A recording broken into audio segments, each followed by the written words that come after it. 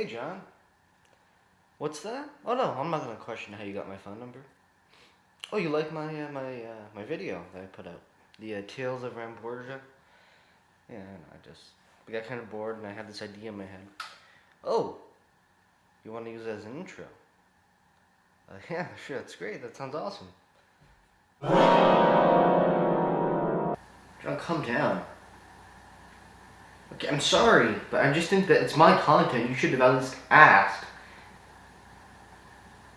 John. Okay, I don't even know what. How does it even make sense? Ugh. Okay, John, I'm sorry. Just, you can use as much content as you want. I'm sorry I made a big deal out of it. God, okay. I love you too. Okay, bye.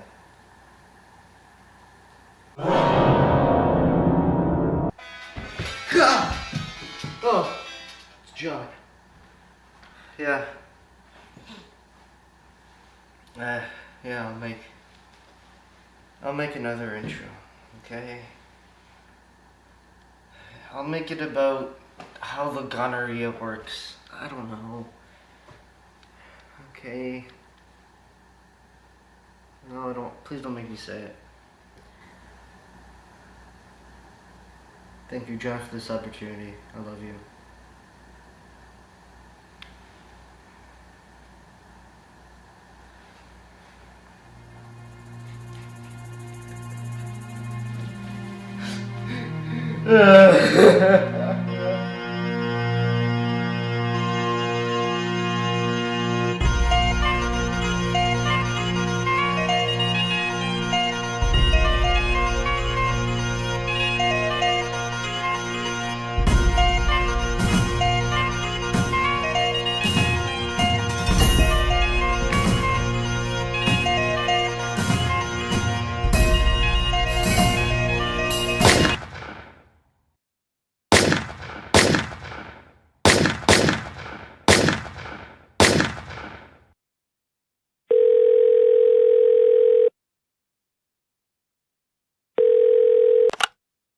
Well, our intro guy is dead.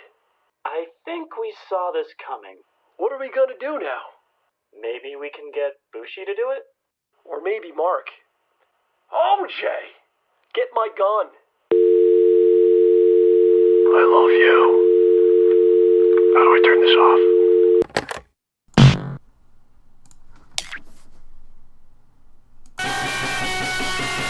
Deep within the shadows of the forest of undiscovered treasures, there lays a mysterious box. It seems powerful, yet smells strange. You dare not open it, but you do steal it and then sell the contents on eBay for $19.99. The person who buys it promptly opens the box and discovers John Rambo Presents the show. My name is John, and I'm joined by a spoonful of pulp. Hopes the medicine go down. Helps the medicine go down. Helps the medicine go down. Wonderful. Ladies and gentlemen, OJ is here. Warning, please consult your doctor before attempting to mix pulp and medication. Check, a serious side effect may occur. Pulp is the only medication you would ever need, John. So does that mean you have 2 spoons of pulp? Were you able to see the intro today at all, or were you just in the darkness? Nope. Mike, I've been in darkness. So lately, OJ's computer's having problems, right? Yeah. So we can't run a lot of things at once. So he has the stream. He can't watch the stream. He has everything off. So he just sits there. He doesn't know what's going on. And then all of a sudden, my voice starts. Yeah, I'm just waiting here. So I've been watching. I didn't know it, but you didn't tell me this. So the last couple of shows, I'm watching the intro, and OJ's just has this stone face on when I start, and he's just looking somewhere. I'm like, John, is everything all right? Or no, you still want to do this, right? So bad, I can't actually see what's going on. So he hears silence, and all of a sudden my voice comes in, and he's like, okay. Yeah, dude, I'm running here with one window of Firefox, WordPad, and Skype, and that's all I've got going. Yeah. Bare bones. Yeah. So you go streamlined. That's what you call that, right? Yeah, stream. I get it. So, Mr. Kyle Charles, once again, that was the intro. When did you see that? You'll have to watch it later. I know. Where he basically he's dead now, I forced him to make these intros. I think you'll relate to that if you watch it.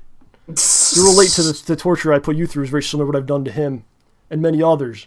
Drove him insane. I hope he's okay. I don't know if he survived that gun blast or not. But once again, a wonderful... It's like a short film, basically, right? As we call that, a short film, right? A shilm? Sure. And we're going to have another one today, later in the show, made by Snyde and LRC. They made a short film. Oh, nice. We're going to show that later in the show, right? Yeah. And we're all about putting people over here on the show, okay? That's what we're doing. Mm-hmm. You know, you and I may never get over. We're not over. We may never get over. We're going to try others get there. We're trying to help others get there. What do you think about that? We're here to help people. Yeah, I mean, we're not doing this just for ourselves here, folks. We're helpful guys, right? Your tire goes flat, you could call us. Well, you could call OJ. He'll come out. Right? Like your stove isn't working, you could call us. You could call OJ. He'll come put the fire out in your home that you caused from your stove. I'm not really good with fires, per se. Did you ever cause a fire? Yes and no. Yes and no? It wasn't my fault, but I did cause it. So I went to make hot chocolate once. Yeah. Hot chocolate. So I had to boil water. Uh-huh. So I've got a pan. I fill it with water, and I put it on the stove. I light the stove. And then I go over to go fetch, the cocoa powder and all that stuff. I turn around, and the pot is on fire. Is this at your place or someone else's? Is this someone else's This is my old apartment in Rochester, New York. Okay. So they wouldn't even have known if the place was just in flames. No. They go, what? That's not snow. What is that? I don't know. Just keep walking. I don't know. I mean, apparently what happened was my roommates had made salmon or some sort of fish in a pan the other day and didn't clean up all the oil. So there was still oil all over there. Mm. So when I lit it, I guess the oil caught on fire and it decided to burn. So what'd you do? Stop, drop, and roll. That's what you do when you see a fire? I freaked out. I didn't know what to do. Somebody said... Now, I knew it was an oil fire, so you're not supposed to use water. So I turned the gas off, first of all, and it was still flaming. And then, I don't remember if I called a friend of mine asking what to do, or if they had told me this completely randomly before. My house is on fire. What do I do? Yeah, seriously. Yeah. No, so they said to dump baking soda all over it. So I found the baking soda, just went swamp. So Gordon Ramsay, you pour salt on it? Or you're supposed to put water because it could heat the water? And it'll spray everywhere. Exactly, explodes. Yeah. Which could be fun to see, not in your own place. Right? Yeah, baking soda. Just plop it down on there. Huh. It'll smother the flames. Okay. We learned something. See? Again, helping everyone. This has been your Safety Corner with OJ and Rambo. Teaching safety. And OJ. Teaching all kinds of things. Also, How to Live. Mm-hmm. The show How to Live. We gave you a show and told you how to live. Exactly. Last week's show, where we showed you how to live, Uncle Yo was here. Last week's show.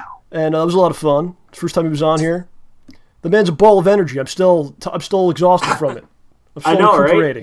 Dude was pretty great. What's pretty crazy about him, that's how he is all the time. Even when you talk, if you went to a dinner with him, a diner, he would be the same way. It's not okay, I'm doing a broadcast, let me go crazy.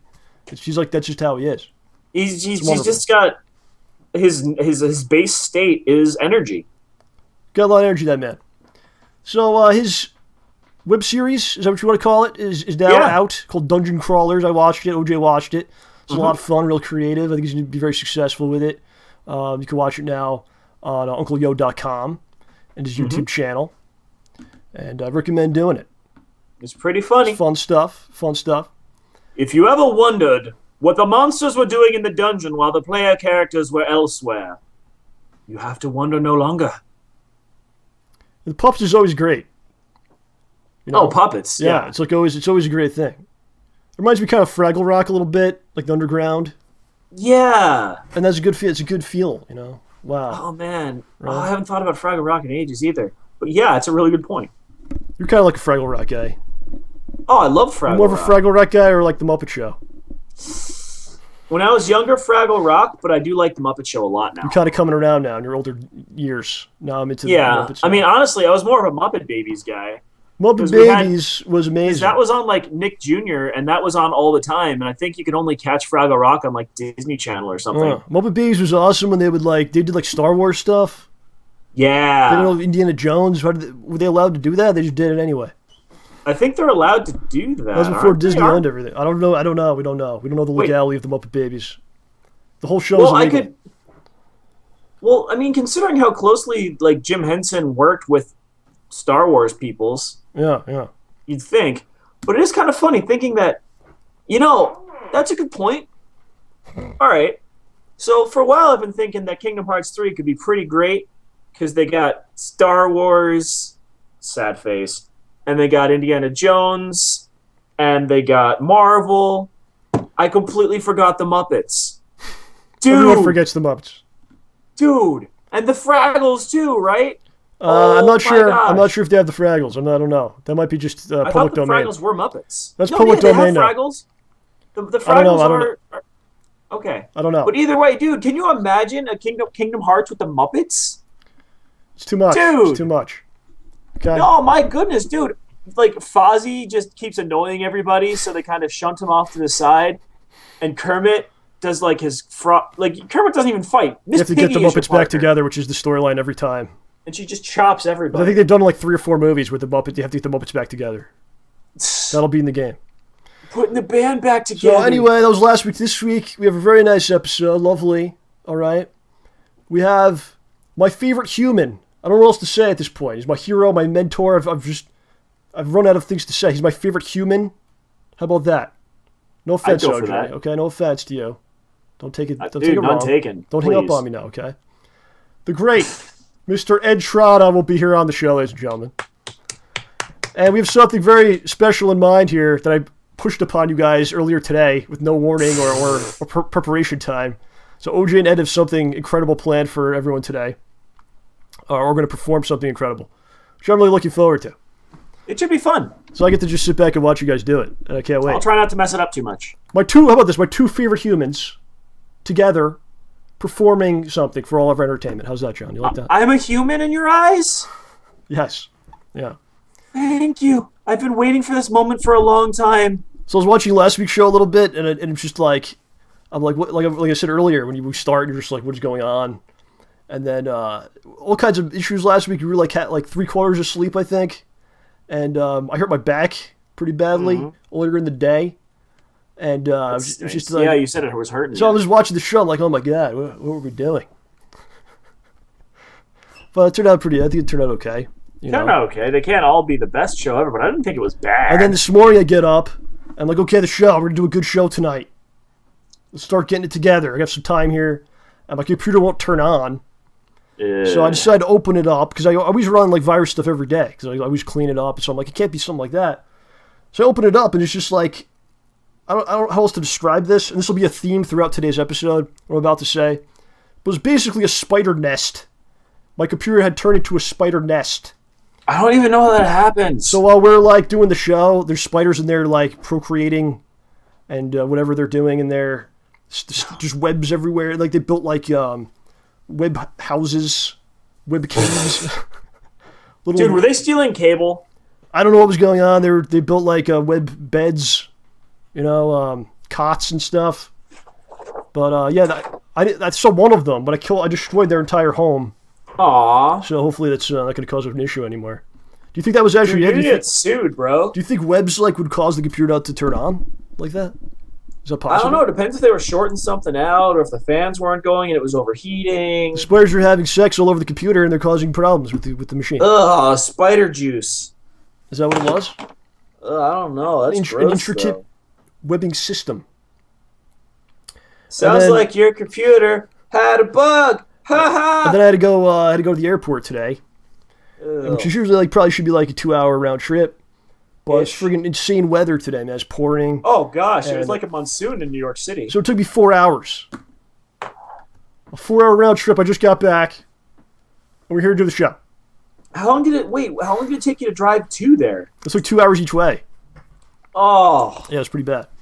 Did everyone make their flight? I have no freaking idea. I just dropped people off, and that was it. I don't care what happens to you after that. You're out of my hands. You're not my responsibility anymore. So we're talking about spiders. Today's spiders is the theme of today's episode, I think. Spiders. Spider-Man. Coming out. Spider-Man 2, of all things. Are you going to see the movie? Yes.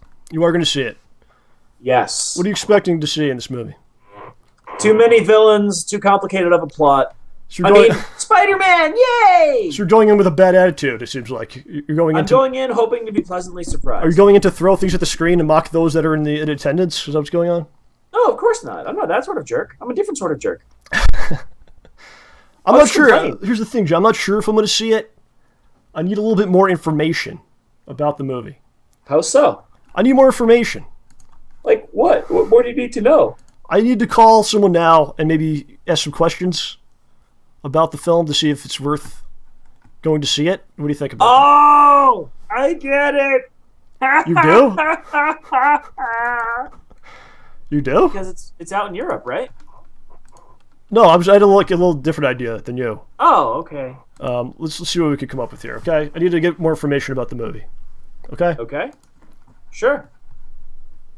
Oh, no way. No way. I don't know why I'm laughing. Is this working at all? Yes, it is attempting to call a number. I don't know if any of you guys can hear the Skype noise out there in TV land, but I can't, so I'm making my own. Huh? All right, let's try a different one. You might want to mute for this, John. Okay.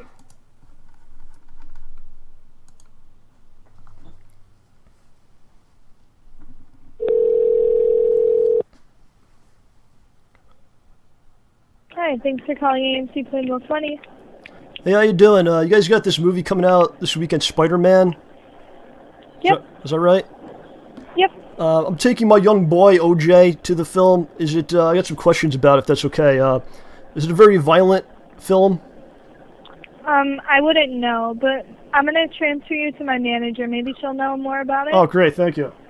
Yep, just 1 second.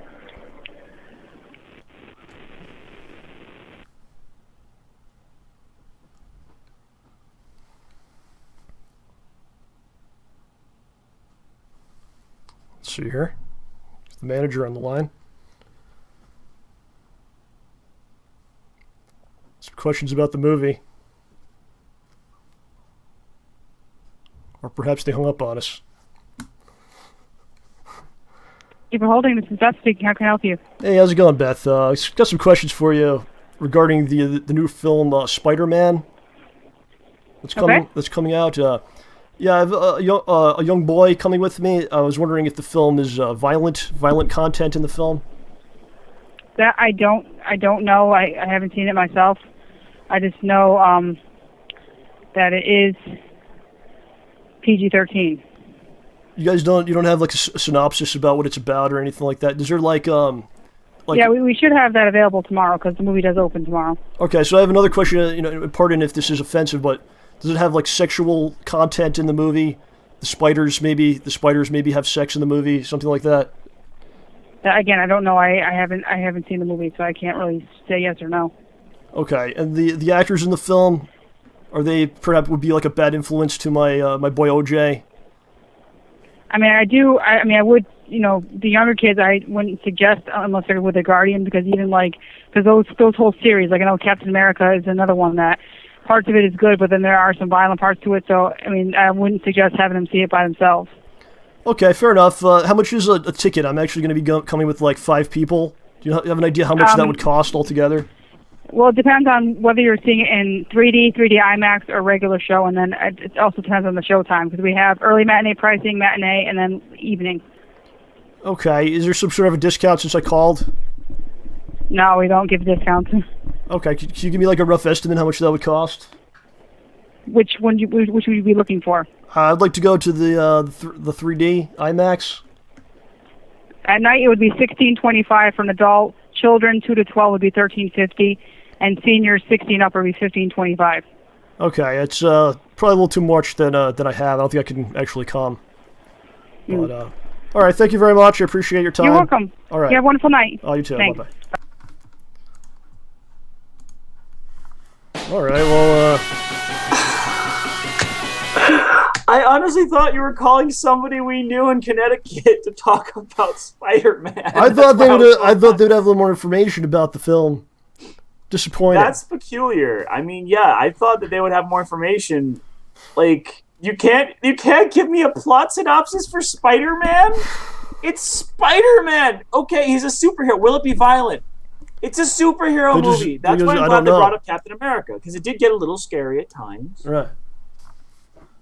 I think she handled it well. You just gave some information, but I need a little bit more information than that. You know? Well, I feel like she did a really good job. Like, she might have been a little suspicious, maybe. Well, I was just asking normal questions. It wasn't a bad call. You were asking entirely, completely normal questions, and you were being completely appropriate the whole time. I thought so. Yeah, I was just trying. And you were just getting information for somebody who wanted to bring their small child to a movie. I'm not satisfied with the answers I got. Oh no! And I probably will not go now. Aww. Well, it wasn't a small child. It was you. I was trying to see if you could come with me. You don't like violence. And I asked about sexual content because you actually didn't like that. So I thought, okay, yes, there is. Like, okay, OJ would like this.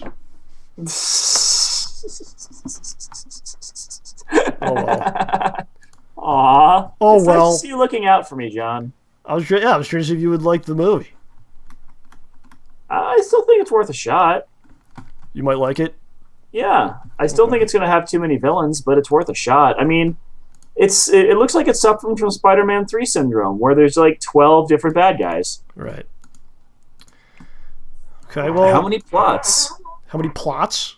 Well, like, look, you got like what? You got like what? Rhino, Zappy Dude, and what's his face? Well, do you think Too many. Do you think it's doomed simply because of that? Do you think it's possible to do a good movie with many villains? They can do it right, but I still think that I mean, it's the second movie, and it seems like they're pushing stuff forward really quickly.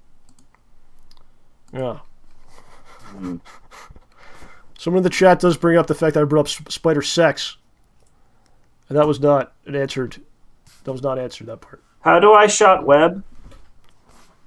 Yeah. Should we call again another place, maybe? Oh, no. To get more information? I always get uncomfortable on these things. I mean, I guess it's their job to answer questions, so it's not like we're doing anything mean. Alright, let's see if another place will pick up. Oh, gosh.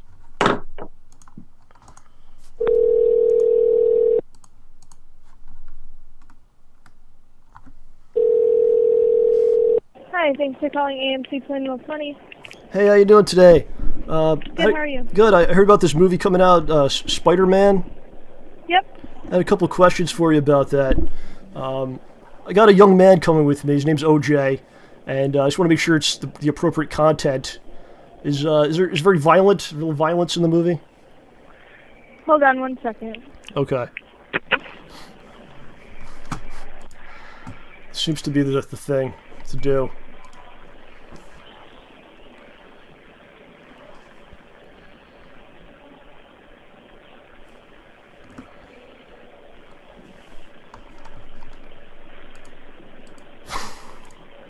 Why does this happen?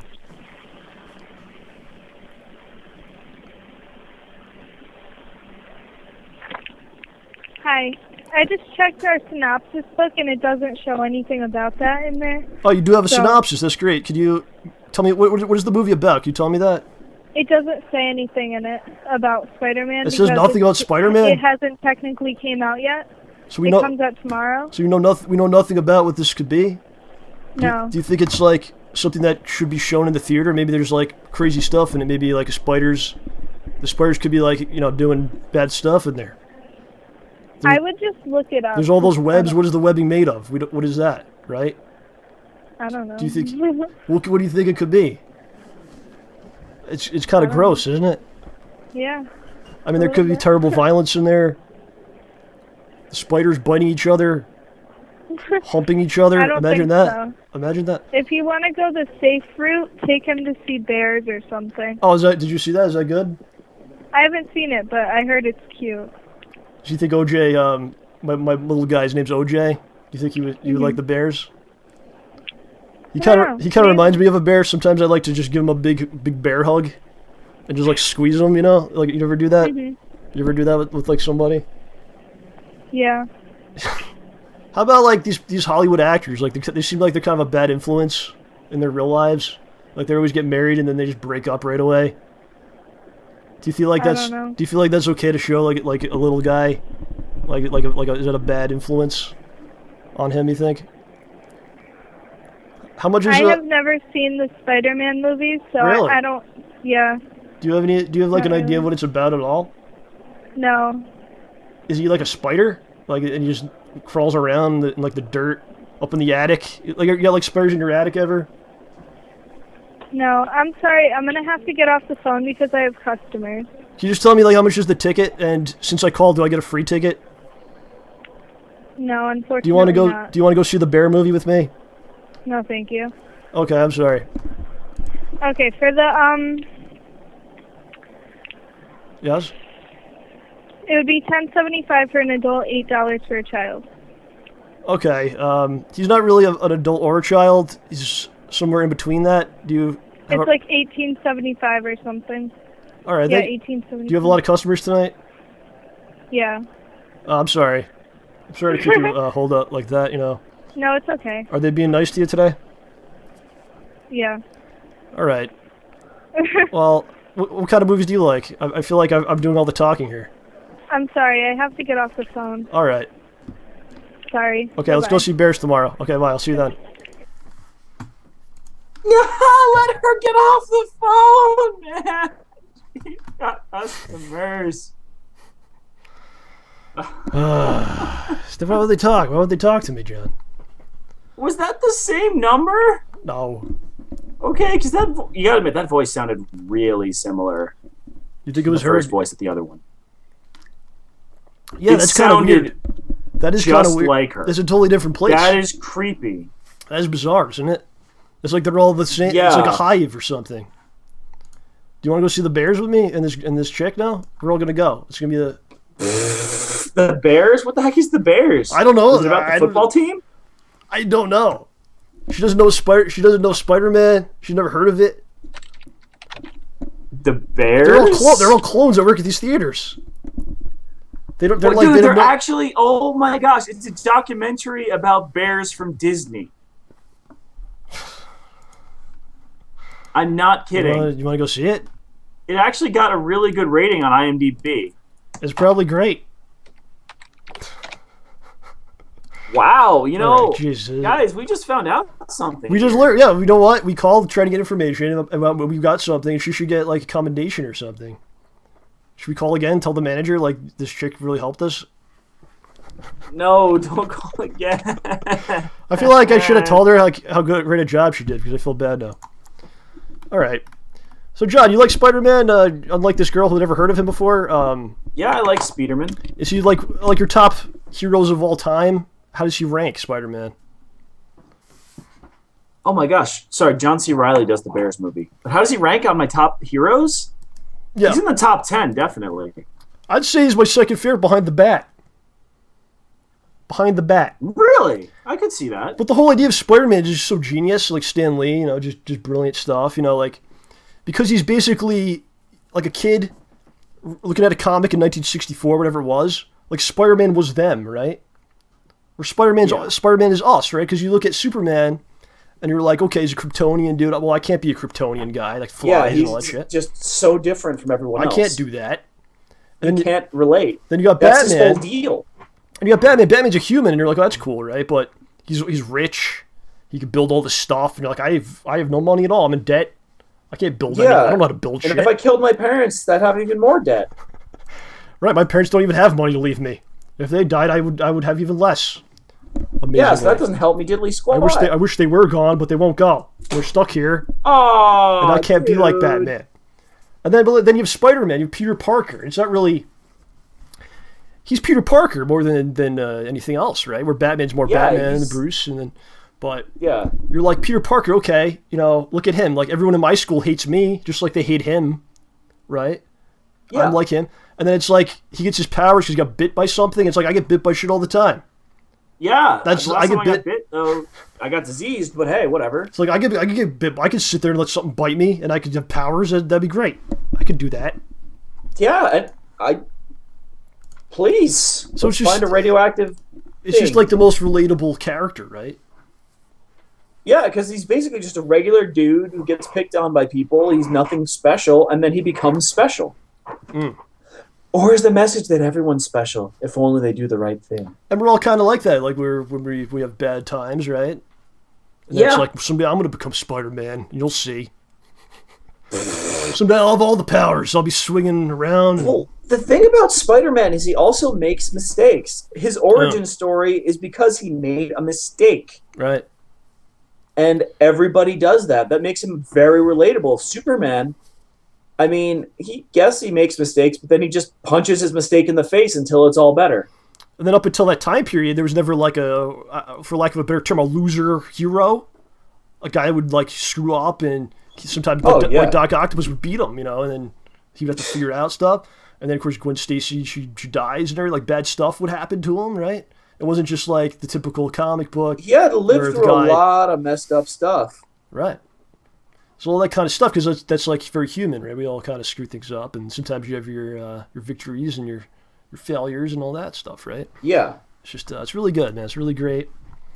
I am going to see the movie based on what these people told me. I do have the right information now, so there we go. Excellent.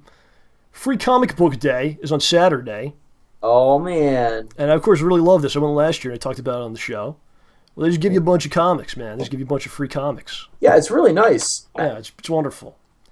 This year will be even better because I'm going to be going to Free Comic Book Day with my buddy. He's kind of like a bear. Like I said, I give him a big bear hug. OJ. I'm going to be going to Free Comic Book Day with OJ. We'll be there with the comic books and the free. Two things I enjoy. So that should be a fun time. Oh, yeah. It's going to be a lot of fun. Hopefully there's parking. The best part about going to the comic store is like the people that are there. Oh, they're really cool folks. Yeah, they are. They're the salt of the earth people. Well, like I remember last year I talked about how the guy was spoiling Iron Man 3. They were there because it's like very weird. It's like it's almost like it was an achievement that he saw the movie and he has the info and he's got to just talk about it with his buddy as loud as he can. I mean, we'll do that. Oh my gosh, that's right, because Spider-Man comes out, what, Friday? Tomorrow? Yeah, so it always Thursday? kind of coincides with a movie. So what we'll do is we'll just sit there and we'll just yell things that aren't even correct about the film because we didn't see it. We probably won't see it for a while. And we'll just, people are like, what, oh my God, does that happen? We should go watch it. Hal Jordan is the Green Goblin? They don't even know. Yeah, maybe. What? You were telling me about some comic book stuff today. Yeah, funny, odd things. The first thing I want to say about this is weird that Marvel kind of like announces things that are going to happen. I guess it makes sense because they want you to like, okay, I'll buy the comics, right? Yeah, otherwise it might just no one will pay attention. No one will even know this stuff happens. Yeah. But it kind of ruins the hit of it. Like they announced like Wolverine's going to die. They just like announced this. They did? Yeah, like last week. That was last week's thing. Oh wow! I hope. Well, who is the Marvel Universe who is the Marvel Universe going to think is better than Cyclops now? Well, he'll be back probably like 2 months, but yeah. But it's just kind of weird how it's like this is going to happen. Go buy the. Well, you just told me what it is. I mean, do I? Wait, if you killed Wolverine, what happens to Old Man Logan? That was a parallel time. You're a parallel time. You have to watch Days of Future Past to know. We'll do it around that time period. We'll call the movie theater and ask them, Days of Future Past, how does this affect Old Man Logan? And they'll tell us no. Oh, gosh. We should ask the girl about the symbiote saga and all like the clones and everything. See what she... This was someone who didn't see any of the 4 Spider-Man movies that were good, existed. So what was the stuff you were telling me about that Marvel's coming up with? So Marvel is announcing some new characters. Yeah. One is entirely new, and another one is kind of weird. We'll start with the one who's... The character's been around a bit, but kind of in flux for a while. So, Thor and Loki have an interesting sibling relationship. So naturally, Marvel has decided to give them another sibling. They have a half-sister, same father, Odin, and apparently she's going to come back to our plane of existence and start mucking stuff up, or, doing stuff. Yeah. And who is she? Apparently, her name is Angela. Yeah. Not a super heroic sounding name, but apparently she was in comics. She was in the Spawn comics. Yes. Which were, I guess, she was created by Neil Gaiman and Todd McFarlane. Yeah, then they fought over the character. Yeah. And then Neil won, and now he's like, no, she's Marvel. Yeah, I don't even know if he got anything. So for all of a this. sudden, Thor has a new sister, and then the Spider-Man. What happened with Spider-Man? There's a whole thing with that. Okay, well, first of all, yeah, Thor has a new sister, and I don't know. I'd never seen the character design before, but I could see her having been in Spawn, just from the character design. But moving along. But now Spider-Man is going to have a new female character with the same powers as Spider-Man. Yeah. Because when Spider-Man was bitten by the spider, when Peter Parker was bitten by the spider bit someone else before it died. Okay.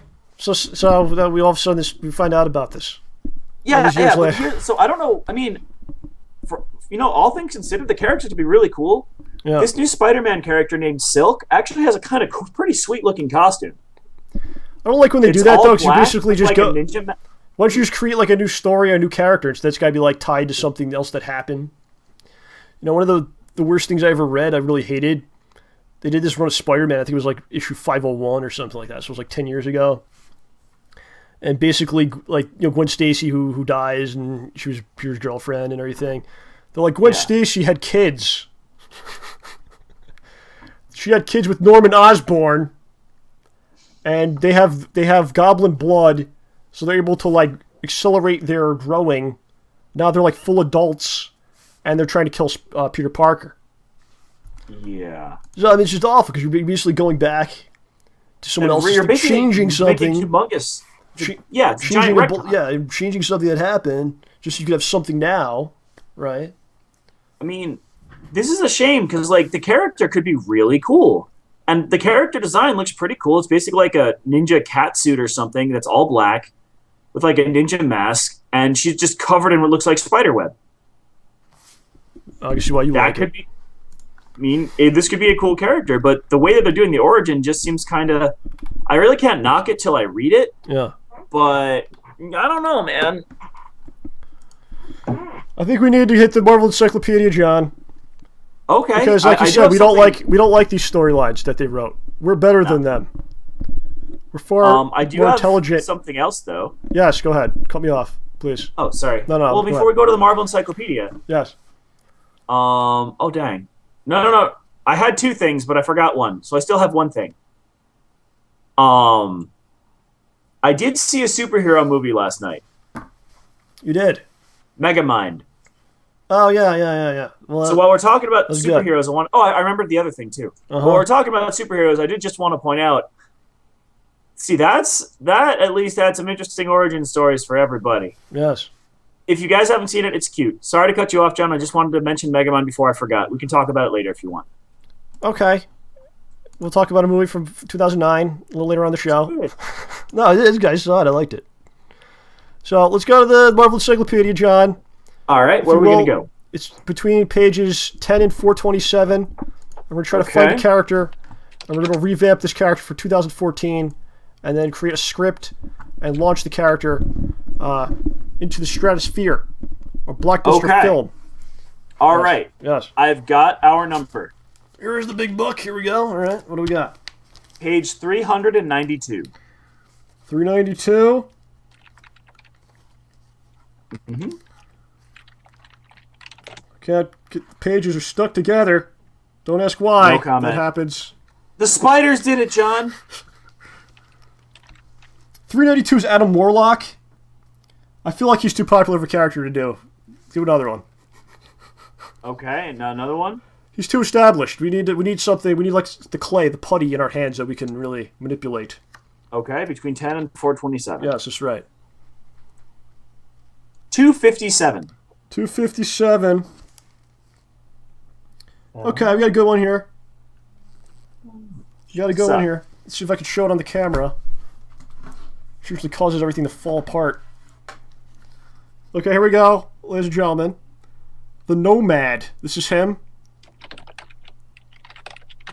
This is his costume. I don't know what's going on here.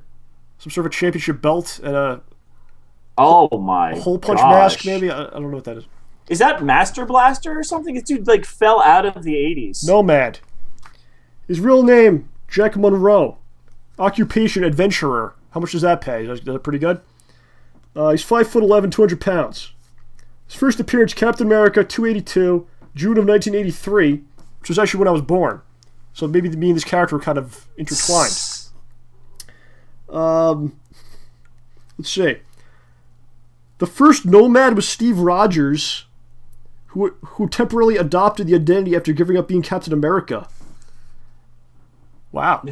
The second was Edward Furball, to whom the Red Skull gave the costume to try to harm Cap's reputation. He was killed by the Skull's Amara droid. It's very complicated. During the 1950s, young Jack Monroe became the sidekick of replacement Captain America. He became the sidekick of the replacement Captain America, active during that period.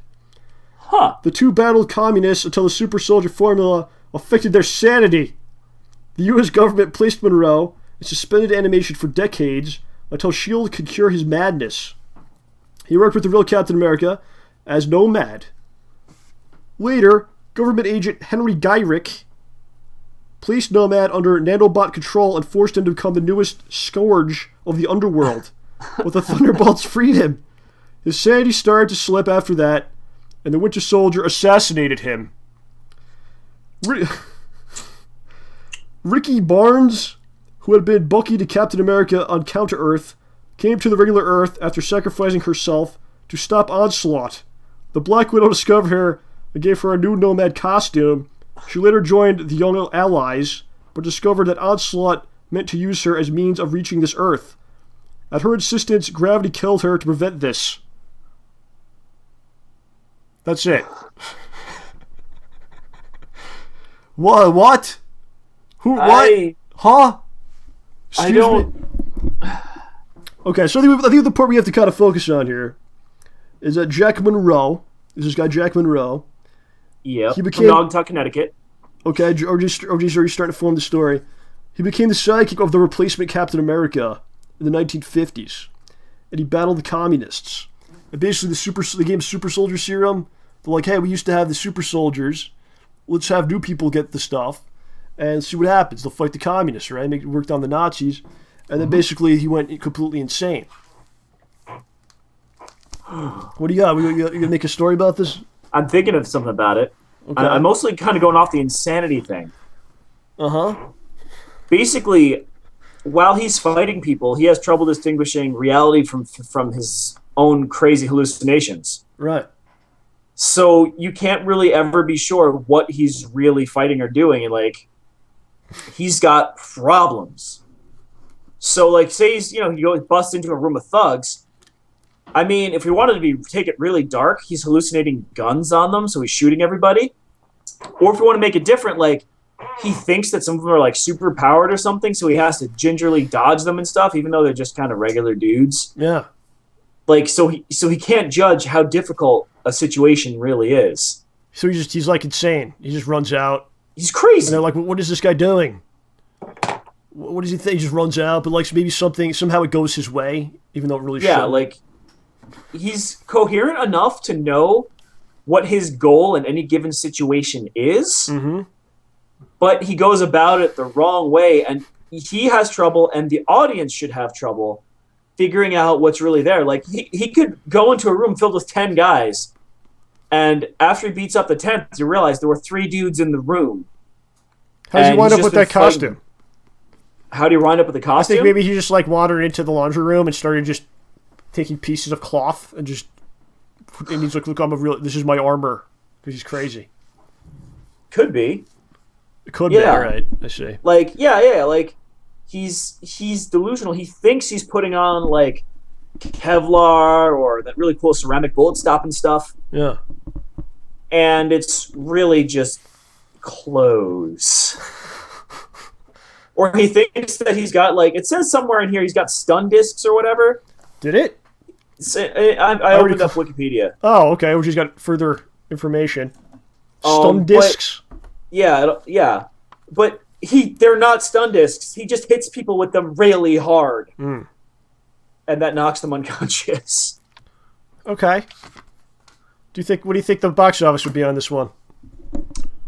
Who would you cast to play the Nomad? The Nomad? Yeah. Part of me wants to say John C. Reilly just because I think John C. Reilly is awesome. Just because you like him?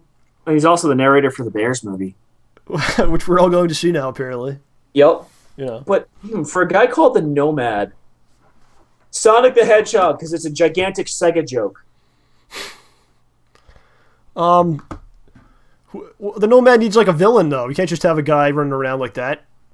You always need the love interest and you need the villain. So who's the villain going to be? Okay, so the villain's going to be some dude called the Settler. Okay, why's this?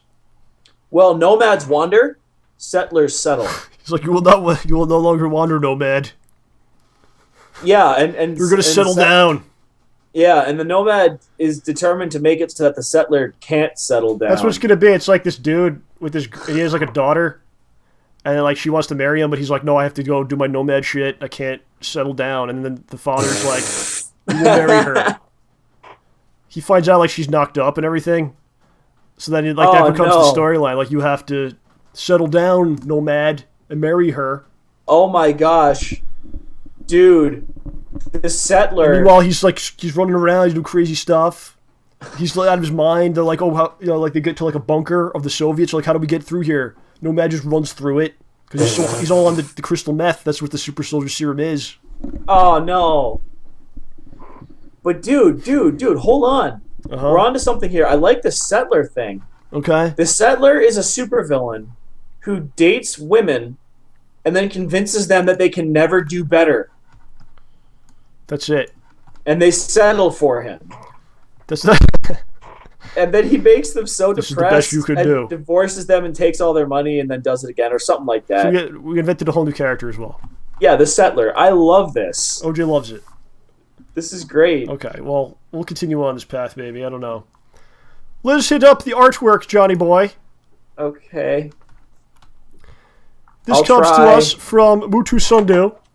And we showed this last week, and I'm not really sure. We couldn't really figure it out. It was OJ playing poker, and there was like the mother with the daughter, and they were both very interested in him at the same time. We were very confused about this. Yeah, I'm odd. Yeah. This is from the Merc, Captain America, the Pulpy Soldier. Wonderful. Yeah, I saw that. That was pretty insane. Wonderful. And I was saying how OJ is done. similar to the Winter Soldier in many respects. Like my robot arm? This is from Mutu. He made Ed Trotta is Superman. And I don't know what this is. It's a Superman attire with, like, dog feet. And when I say that, John, I mean, like, the feet are like dogs. You mean like it's like living pajamas with dog feet? But they're like living dogs. And I don't know what this is. It's, What? I like it, though. What? This is one from a while ago. Snyde made this. I'm just going to throw it in here again because I really like it a lot. This will probably be the thumbnail this week. If you've all seen the famous Ramones t-shirt or symbol, whatever you want to call it. The circle thing? He made the Rambones. Yeah, the circle deal. Rambo, OJ, and Trotta. Very nice. Dude, it spells rot. What does it spell? Rot. Wall. R. That's our punk rock band. That's gonna be the name of it. Mutu's making most of the art now. He's like a machine. Mutu the machine. Good stuff though. Mutu the machine. Oh my gosh, you have an animated GIF of someone drawing your face. Yeah. I loaded the stream. By the beach. Might not have to quit it soon. By the beach, he's doing it. Phew. Has science gone too far where my face is on a mermaid's body? I would say no. I'd say that's perfectly fine. Well, may which want type to of spend an mermaid? Is it evening the with fish top or the fish bottom? the fish bottom. There is no fish top mermaids. How would they swim? With great difficulty. I guess they could breathe well. I don't really know. What is the system of a mermaid? How does it work? Where are the gills? I don't know. I mean, Futurama does some weird things with that. This is Bushi sent this in. He's displaying, advertising our stuff. StayBallsy t-shirt, 2 wristbands, and signed trading cards. All for $20, ladies and gentlemen. Etsy.com, the Epic Mail. That's right. You can't actually see. There's drawings on the back of the one of those business Yeah, cards. OJ draws. I don't know what he's doing. Something on. He's drawing something. It's pretty cool. And here's the last one. Remember last time Ed was on, Mutu made this. Ed Trotta's Femme Fatale. And now it's a poster in a mall. I think those are mannequins, but maybe not. I've seen some people in the mall like that before. So Mutu's trolling Ed, I think, for some reason. Oh, why would you troll Ed? Ed is such a nice guy. Or maybe he's just having some fun, perfectly fine. Yeah. Whatever it is, right? Oh, yeah. You reminded me of something else, too. Yes, what is this? If you guys are looking to get into some new graphic novel series, yeah. Right now the current Humble Bundle is for, I think, somewhere between 1 and 20 digital graphic novels, like volume 1s of series, like Saga, Morning Glories, what's the name of that guy? Lazarus, a couple of them. So if you pay him like $10, you get like, I think, a bunch of like volume 1s of these things. And some of them are really good. So if you're interested, check it out. It's at thehumblebundle.com. Okay, fair enough. But, yeah. So, do we have time to talk about my game, or do you want to do that next week? 2 weeks? All right, let's talk about OJ's game. Let's do it. We got like 8 minutes, right? Let's do it. You don't have the art I sent you like a month ago, Yes, I do. You? Yes, I do. We're all set. All right, those little jerk faces. I was just messing with you, and I went to the comments instead of. So I'm very clever. I'm a very clever gentleman. You are. Yeah, I guess. Sure. So if you remember, we had just my characters, blah blah blah, plot blah blah. My characters in this crazy Japanese RPG called Shin Monogatari no Densetsu.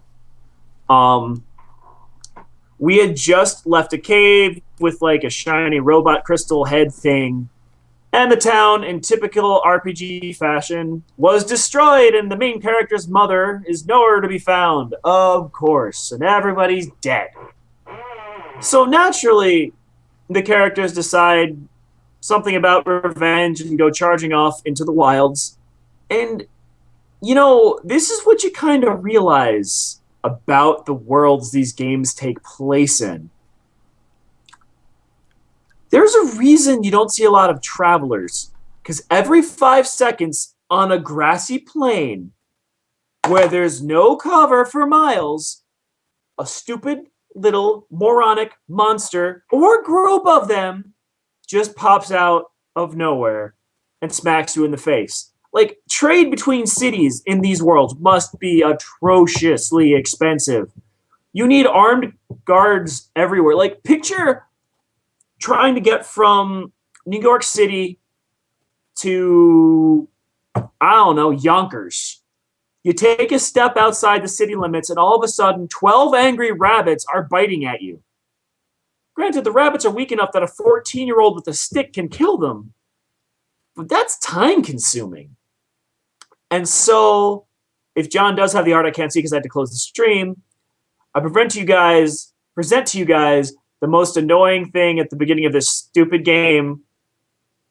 I don't know if it's pronounced Muraisu or Muraisu, but this little dude with the eyeball, is that what you've got, John? Yes. I don't know. Yes, it is. It's like those little dudes are everywhere. Like, and it's not just you start off, because it's been a while since we did this, but it's not you just start off fighting them everywhere. You fight green ones. And then they get a little stronger, and you're fighting blue ones. I'm like, really, guys?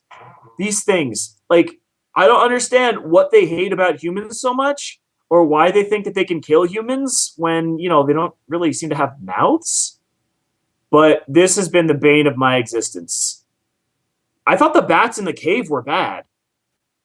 Like, and on top of that, so you've got a random encounter every 10 steps. I mean, if you want to send a dude a letter, that is going to take 3 years with all the fights. The mailmen on this world must be the buffest people imaginable, because they just fight stuff all the time. You know what? You don't need a hero. You need a mail clerk who's been traveling between these stupid cities. That's who you need to fight your stuff for you.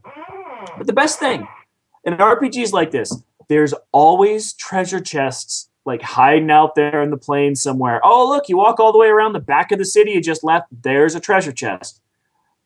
So I'm torn, friends, between getting into random combat every 3 steps when it's 100 steps to the stupid treasure chest to get a potion, or just knowing that I'm leaving items unopened. It's depressing. It just kills me a lot. Not literally, because these things are really weak, but it's time consuming as frell. And then when you think things are going well, there's a Hagane no Muraisu, which just destroys you, because apparently the apex predator of squishy eyeball things is completely made of metal, takes no damage, and deals a ton of it. So yay, apparently I walked into the wrong part of the map and just got killed a lot.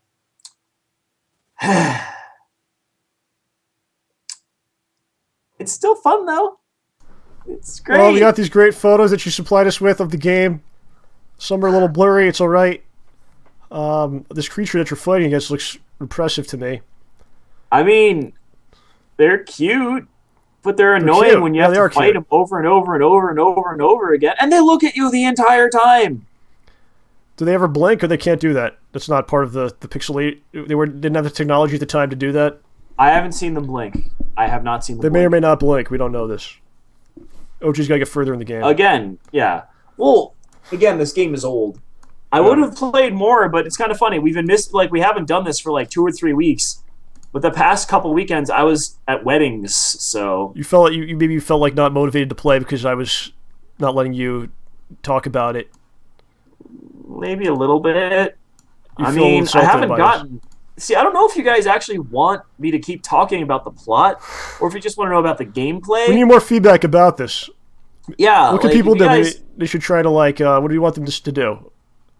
Like, first of all, if there's a character or some, maybe I should come up with, when I run into side quests, I'll ask you guys which ones I should do. Oh, wow. And they can answer? Because, with it, this doesn't seem like it's super linear. Like, I'm not playing Final Fantasy X here, where it's like, hey, go here. Hey, go here. Summon a journey. Get from point A to point D. Guess what's point D? Everyone dies. Yay! Yeah. No, it's not that. All right, John, we got to stand it. We have to. We're going to show a short film created by Snyde and LRC. Oh, I forgot. Oh no, show. No, that's fine. And then we're going to come back with Mr. Ed Trotta. So, OJ, if you don't mind muting, please.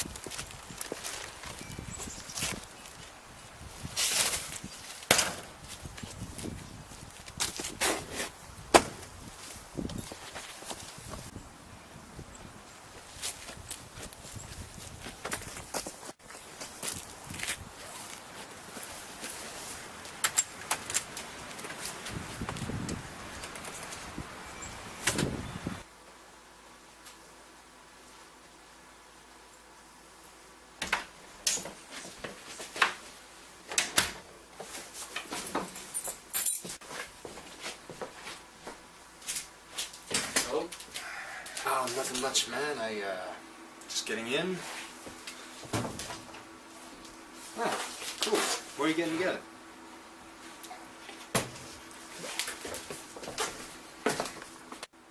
That sounds good. I don't know, man.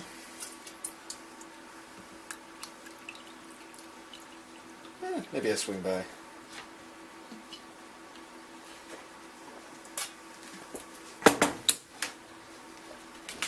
Who could say?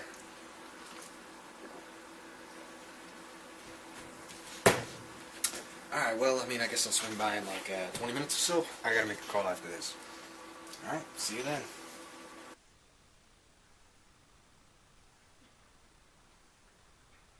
It's done. He's dead? Give him a month. He'll be pushing up daisies. Good. You'll be paid in full. What about the other target? The big cheese wanted to deal with him personally. Wasn't he like some kid who dressed up like a superhero? Yeah. He was swinging around a plunger with a tin can taped to him when they found him. Fuck does he want with a man who plays dress up? Hard saying with him. Who knows? No shit. Speaking of ups, how are you doing with the news stories? I got a little something cooked up.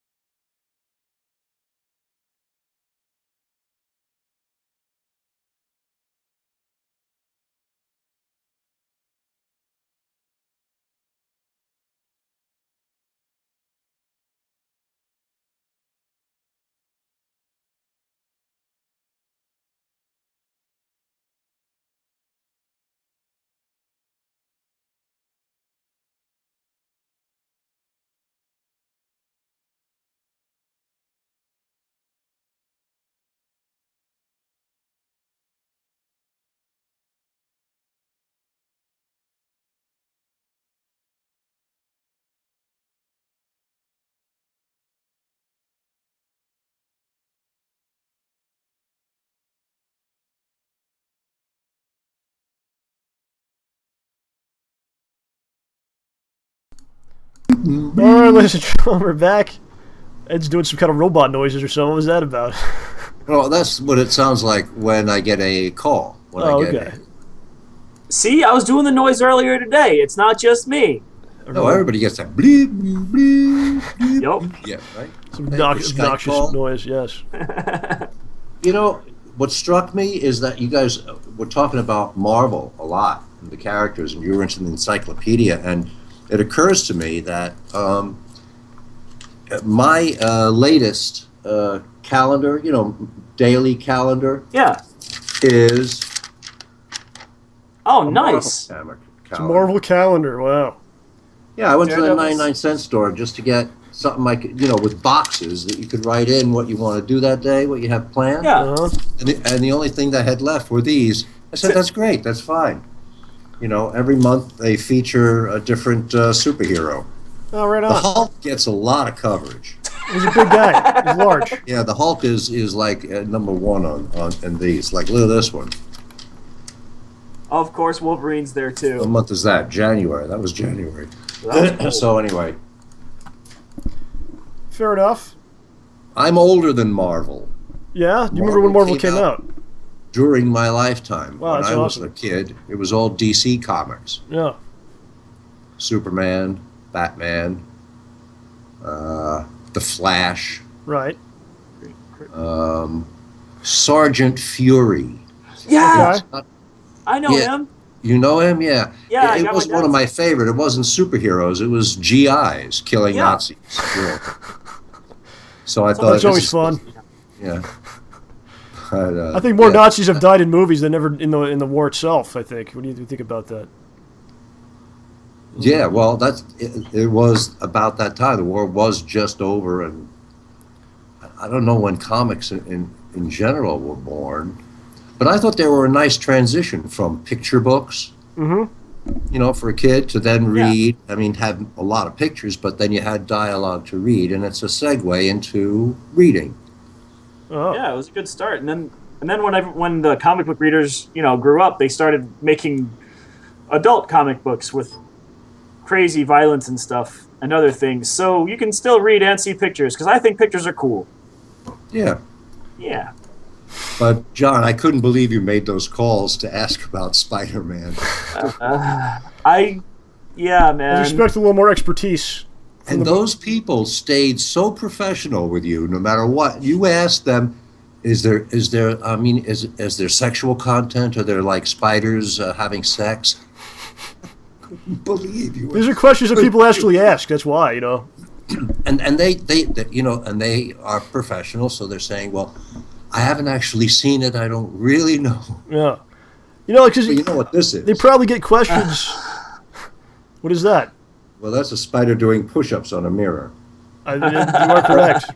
But it could also be, well... People get questions that are serious, like they're just like that. I used to work at a game store. You get crazy stuff, you know. I remember some woman brought up a game cover, and she's like, is this the devil? And I'm like, what do you mean? It's like, is this the devil on this? I'm like, I'm not sure if it's the Christian devil or if it's just a caricature. I'm not sure, ma'am, you know. But you just get crazy stuff, man. It's dealing with the public, you know. It's wacky. I mean, it makes me wonder, what are the questions that they normally get such that probably this worse. wasn't so bad? They're probably worse than that, yeah. Yeah. So... Well, all I could tell you was it's rated PG-13. It's rated, we don't know anything about it. They didn't actually say that, I don't know what this is. Yeah, they did. Okay, they did? Okay. They're like, we don't know anything about this. It's not out yet. We don't know what it is. Right. You wanted a synopsis. You wanted them to tell you what it was about. Well, expertise from the movie industry, right? Come on, man. I wonder if they thought... No, I'd go for it. I was behind it all the way. Right, yeah. I wonder Did you do that all through your youth? Make, you know, like, do you have Sir Albert in a can? Better let him out, or is your refrigerator running? Better catch it. You know, no, because I was trying to get real information, Dad. I wasn't trying to do any kind of pranking or anything like that. Come on, man. Sure, I believe you. Hey, a couple weeks ago, I don't know if you saw, I did a Twilight Zone intro for the show. Oh, I loved it. I did that tribute to you, because you're a big fan of the Twilight Zone, and we always talk about it here on the show. So, what you thought about that? I loved that. Yeah, I loved the Twilight Zone intro. Oh, good. You did a very good job with it too. Appreciate it. I showed OJ. He's like, you got to show this to Ed. He's gonna like it. I'm like, okay. You know. So your intro guy is dead. What's that? Your intro guy is dead. Oh, that was today. That was a whole other thing. That was today. Yeah, that was today. That was something else. But speaking of the Twilight Zone, I thought he was very Hitchcockian. Yeah, Kyle. The black and white one that he had last time. Uh-huh. It reminded me of Hitchcock. Camera angles and shots. Yeah, Kyle's good. He's gonna be like a famous director, I think, one day. Uh-huh. He's going places. So I'm just trying to get everyone to be popular, and then maybe they'll bring me along with them. You know what I mean? Yeah. So, like if Kyle becomes big, and OJ, whoever, and they go, okay, John, you can be part of my thing. That's all I'm trying to do. That's all I'm trying to do. We'll make each other stars. Exactly. That's what I'm hoping someone will do. So I can't do it on my own. Yeah. Oh, come on, man. You know you can do it. Yeah. So on the topic of the Twilight Zone, how about insanity, Ed? What do you have to say about insanity? We were talking about that last week a little bit. Oh, insanity. Yeah, insanity. Well, because Carl brought that up. Or did you? I don't know. Someone brought up insanity. Uh-huh.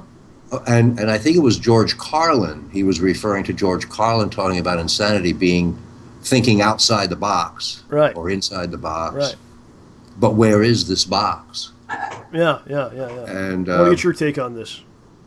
Well, Albert Einstein described insanity as repeating an action, doing something over and over and over, expecting a different result. Okay. Makes sense.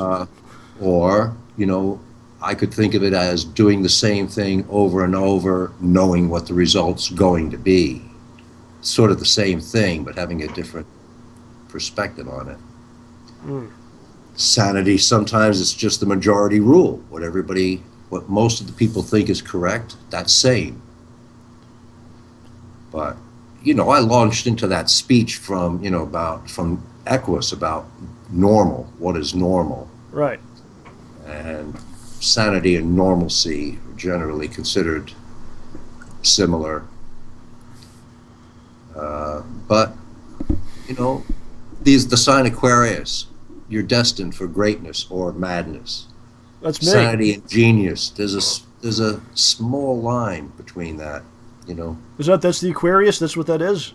The sign Aquarius is destined for greatness or madness. My daughter is an Aquarius. Yeah, so am I, actually, yeah.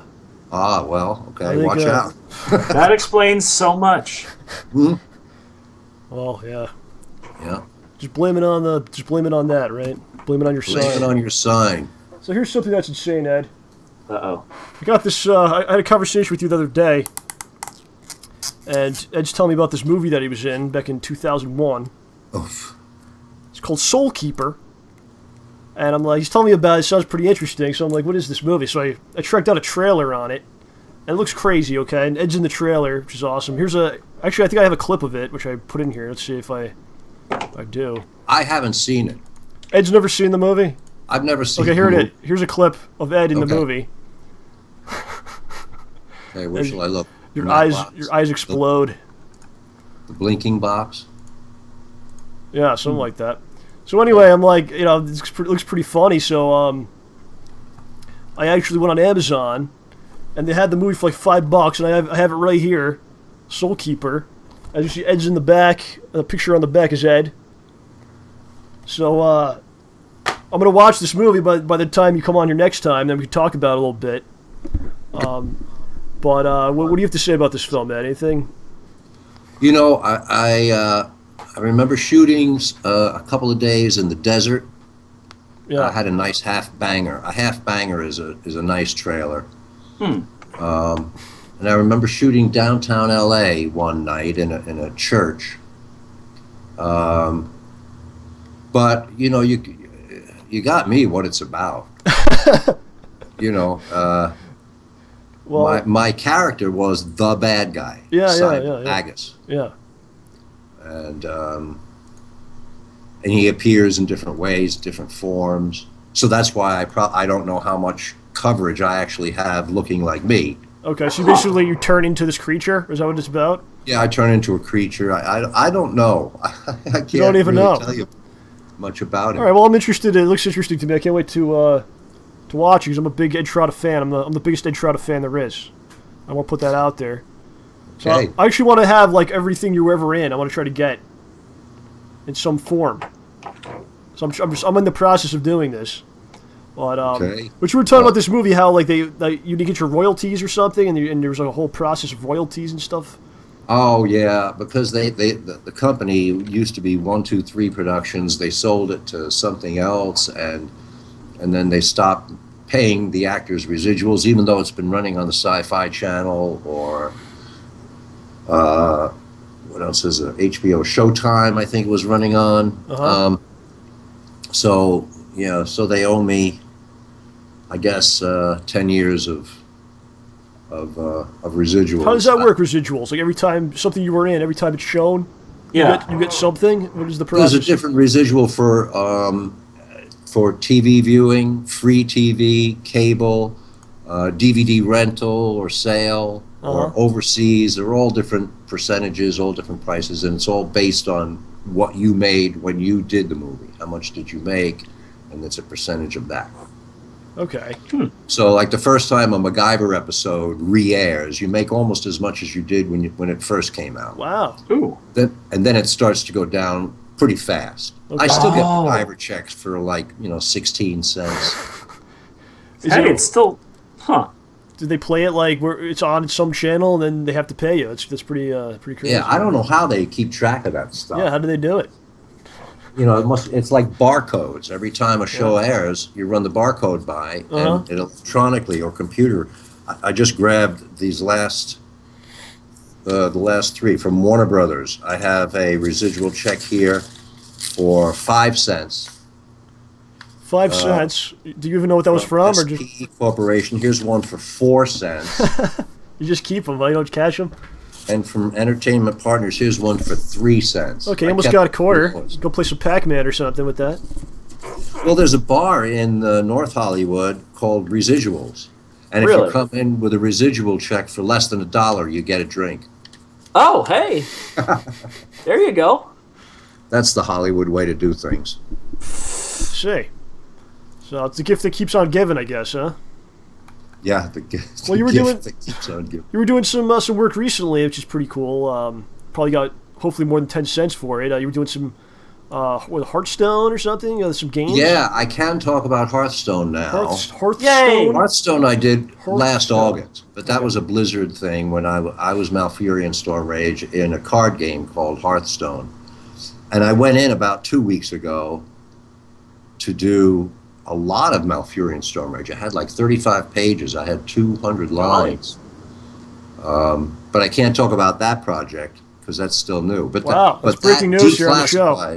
Huh? So that's breaking news here on the show for the Blizzard fans out there. Well, that you read a bunch of pages. Even if I couldn't tell you what it was about, even if I did understand. It's cool. We don't want any information it's okay. we're not supposed to don't have. Get in trouble. We don't need it. So, but Hearthstone, I asked, can I tell people about Hearthstone? Oh yeah, please do. Yeah, that's out there and it's doing well apparently. Yeah, it was very well received at the Penny Arcade Expo. Yeah. Cool. Okay. I would like to hear from someone who has played it and has played my character. What's your character in this? What is it?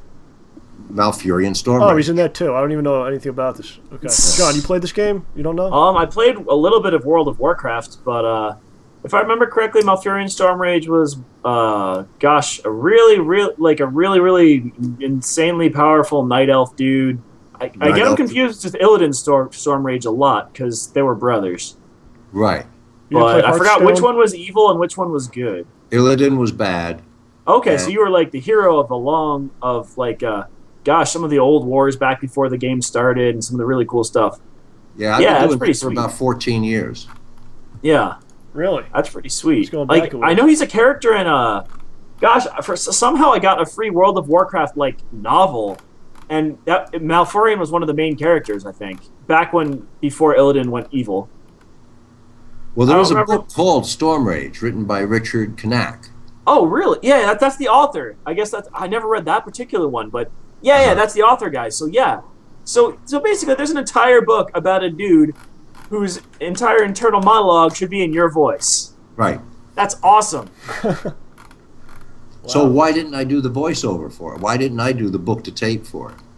That's a good question. Did they do a tape version? I don't know. Am I what? I didn't even realize they did a tape version of the Warcraft books. Well, I don't know either. I think so. I think they pretty much put everything on tape now. But it doesn't matter. I mean, I enjoy doing Stormrage. I like the sound booth. It's good? Yeah, it's fun. You have headphones, and one guy is in Colorado, one guy's in New York, the writer's in New York, the director's in Colorado, and the technicians are on the other side of the glass, but they're all in your head. Huh. Oh, weird. So, you got the writer telling you one thing, the director saying do this, and the technician's like, hold on, we got bad levels, wait a second. Yeah, stuff like that. Wow. That's got to be a little confusing, having 5 people jabbering at you when you're just trying to save the world from the orcs. No, they're very coordinated. They don't, it's not like watching The Talk or something. Oh, gosh, or one of those ESPN shows where, you've got 4 dudes yelling at each other? Yeah. It's not like that. No, they're very coordinated. They're very professional. You got to be in that situation, right? Yeah. So that's great, man. So it's a good time, and you get more than 16 cents for it. So that's nice. Where do you have to go for is it a Blizzard headquarters or something, or is it done in some sort of location or? No, there's LA Studios on Cahuenga Boulevard is a sound studio. Okay. That they rent, and it's a 10-15 minute drive. Yeah. What's that like when you get that call from Blizzard? We need you. Is that a cool thing, a cool moment? You're like, okay, here we come. Here comes Stormrage. Oh yeah, yippee! He lives. Okay, I'm back. All right. Because I only go in an average maybe once a year. So in the downtime, I'm wondering, if he's even still alive. Aw. Right. You gotta ask some people.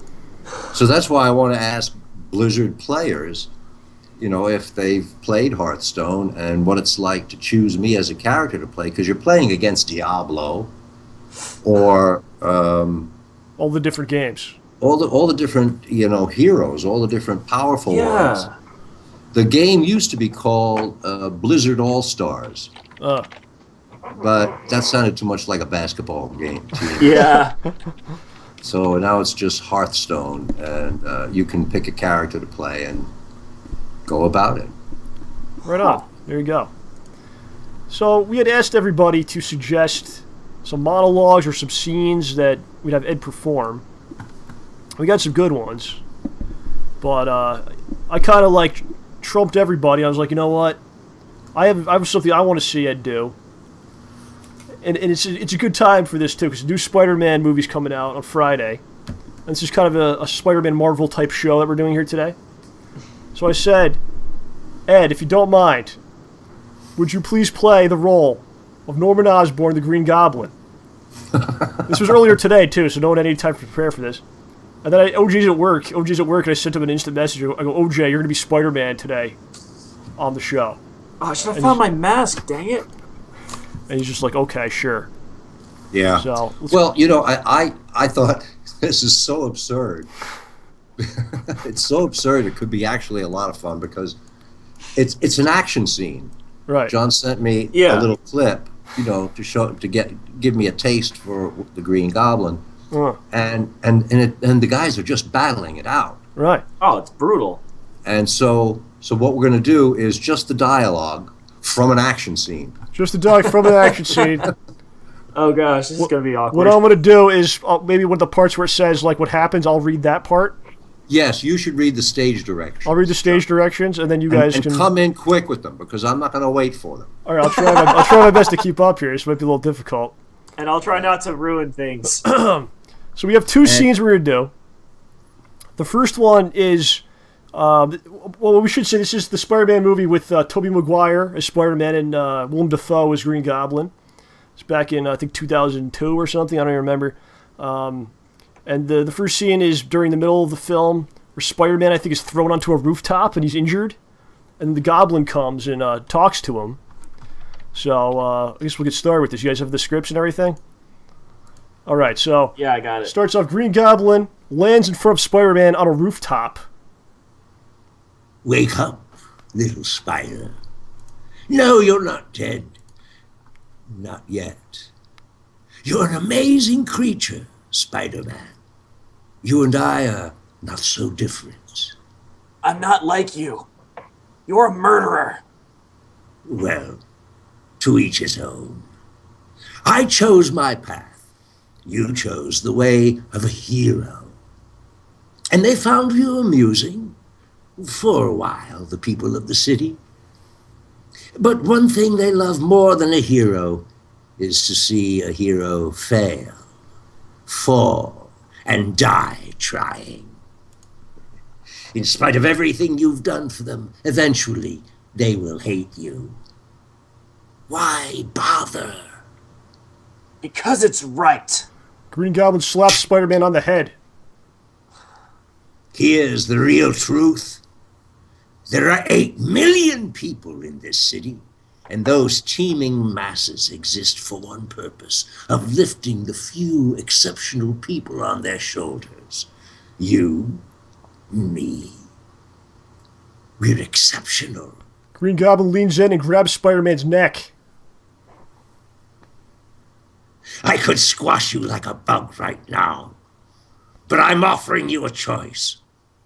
Join me. Imagine what we could accomplish together, what we could create, or what we could destroy. Cause the deaths of thousands, countless innocents, and selfish destruction. Battle again and again and again until we're both dead. Is that what you want? Green Goblin jumps on the glider. Think about it, hero. Oh, awesome stuff, awesome stuff. Wow. So, that was great, man. Wow, that was perfect. Ease up on my neck, man. So the next scene is the final battle between Spider-Man and the Green Goblin. Up on the, I believe it's another rooftop. Yeah, they like rooftops for this. It's all about the or at rooftops. least Makes sense. Buildings. Yeah. Okay, we're all set here. So, the Green Goblin has just pummeled Spider-Man. Misery. Misery. Misery. That's what you've chosen. I offered you my friendship, and you spat in my face. Green Goblin continues to beat Spider-Man. You've spun your last web, Spider-Man. If you had not been so selfish, your little girlfriend's death would have been quick and painless. But now that you've really pissed me off, I'm gonna finish her nice and slow. MJ and I, we're gonna have a hell of a time. Green Goblin lunges forward, but Spider-Man blocks and pushes him into a brick wall. Peter! Peter! Stop! It's... me. Green Goblin takes off his mask, revealing Norman Osborn. Mr. Osborn? Oh, Peter. Thank you. Thank God for you. You killed those people on that balcony! The Goblin did it. I had nothing to do with it. Please, don't let him take me again. I beg you, protect me. You tried to kill Aunt May! You tried to kill Mary Jane! But not you. I tried to stop it. I couldn't stop it. Norman pushes a button on his suit, and the glider rises. If anything happened to me, I knew it was you who would save me. And so you have, Peter. Peter, thank God for you. Norman rises up. Give me your hand. I've been like a father to you. Be a son to me. I had a father. His name was Ben Parker. Godspeed, Spider-Man. Warned by the spider sense, Spider-Man backflips over the oncoming glider.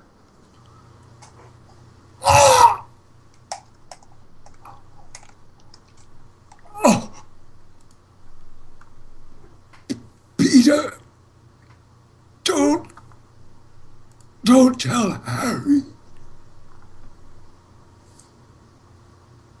Wow. Awesome work, guys. Dang, Ed. You Nice. guys. Oh, that was fun, man. You guys. Damn, Ed's a hell of a goblin, huh? Look at that. Yeah, like, between the incredibly, like, just deranged goblin and then the sad Osborn just fake it. Oh my gosh. Yeah. You just got to do a did scene see with that one. I think, what was that, the second Spider-Man? That was the first one. First or from way, That was the first one? Yeah, from way back, 2001 or 2 or something. Okay. Yeah. How many have there been? They did 3, and then they restarted it, so now there's going to be 2 of the... This is the one that comes out tomorrow is like the second one of the new series. Oh. So they did 3 of the first 6. You know, Tobey Maguire, they did 3. Now there's more coming. For some Hey, reason. did you hear that a Star Wars, another Star Wars sequel is coming out? Yep. Oh, yeah. They announced the cast, right? Yeah. Or some of it. And Harrison Ford is back. Oh, he's in it. He is. As Han Solo and What about Chewbacca? Princess Leia, Carrie Fisher. Yeah. She's in it too, huh? Yeah, and she's in it. The rest of the people, Mark Hamill is in it, I think. But I don't think he's Luke Skywalker. I think it's like a cameo. I'm not sure. Weird. Okay. So OJ, you did a scene with the great Ed Trotta. How does that feel, sir? What do you think? Pretty about awesome. I just wish I'd had more time to prepare. Tell me about it. This was awesome, me, man. That was so fun. That was really great to see. Ed, what do you think about OJ as an actor? You told me some things. Oh, gosh. Oh, he's a natural. He's a natural. That's why I wanted to work with him when I saw the last episode. I told him that you said that. He didn't believe me, so I wanted you to tell him in person. Yeah. You said you wish you could work with him. Is what you told me, and I was like, "Oh, well, okay." Yeah, Or because fly him out there.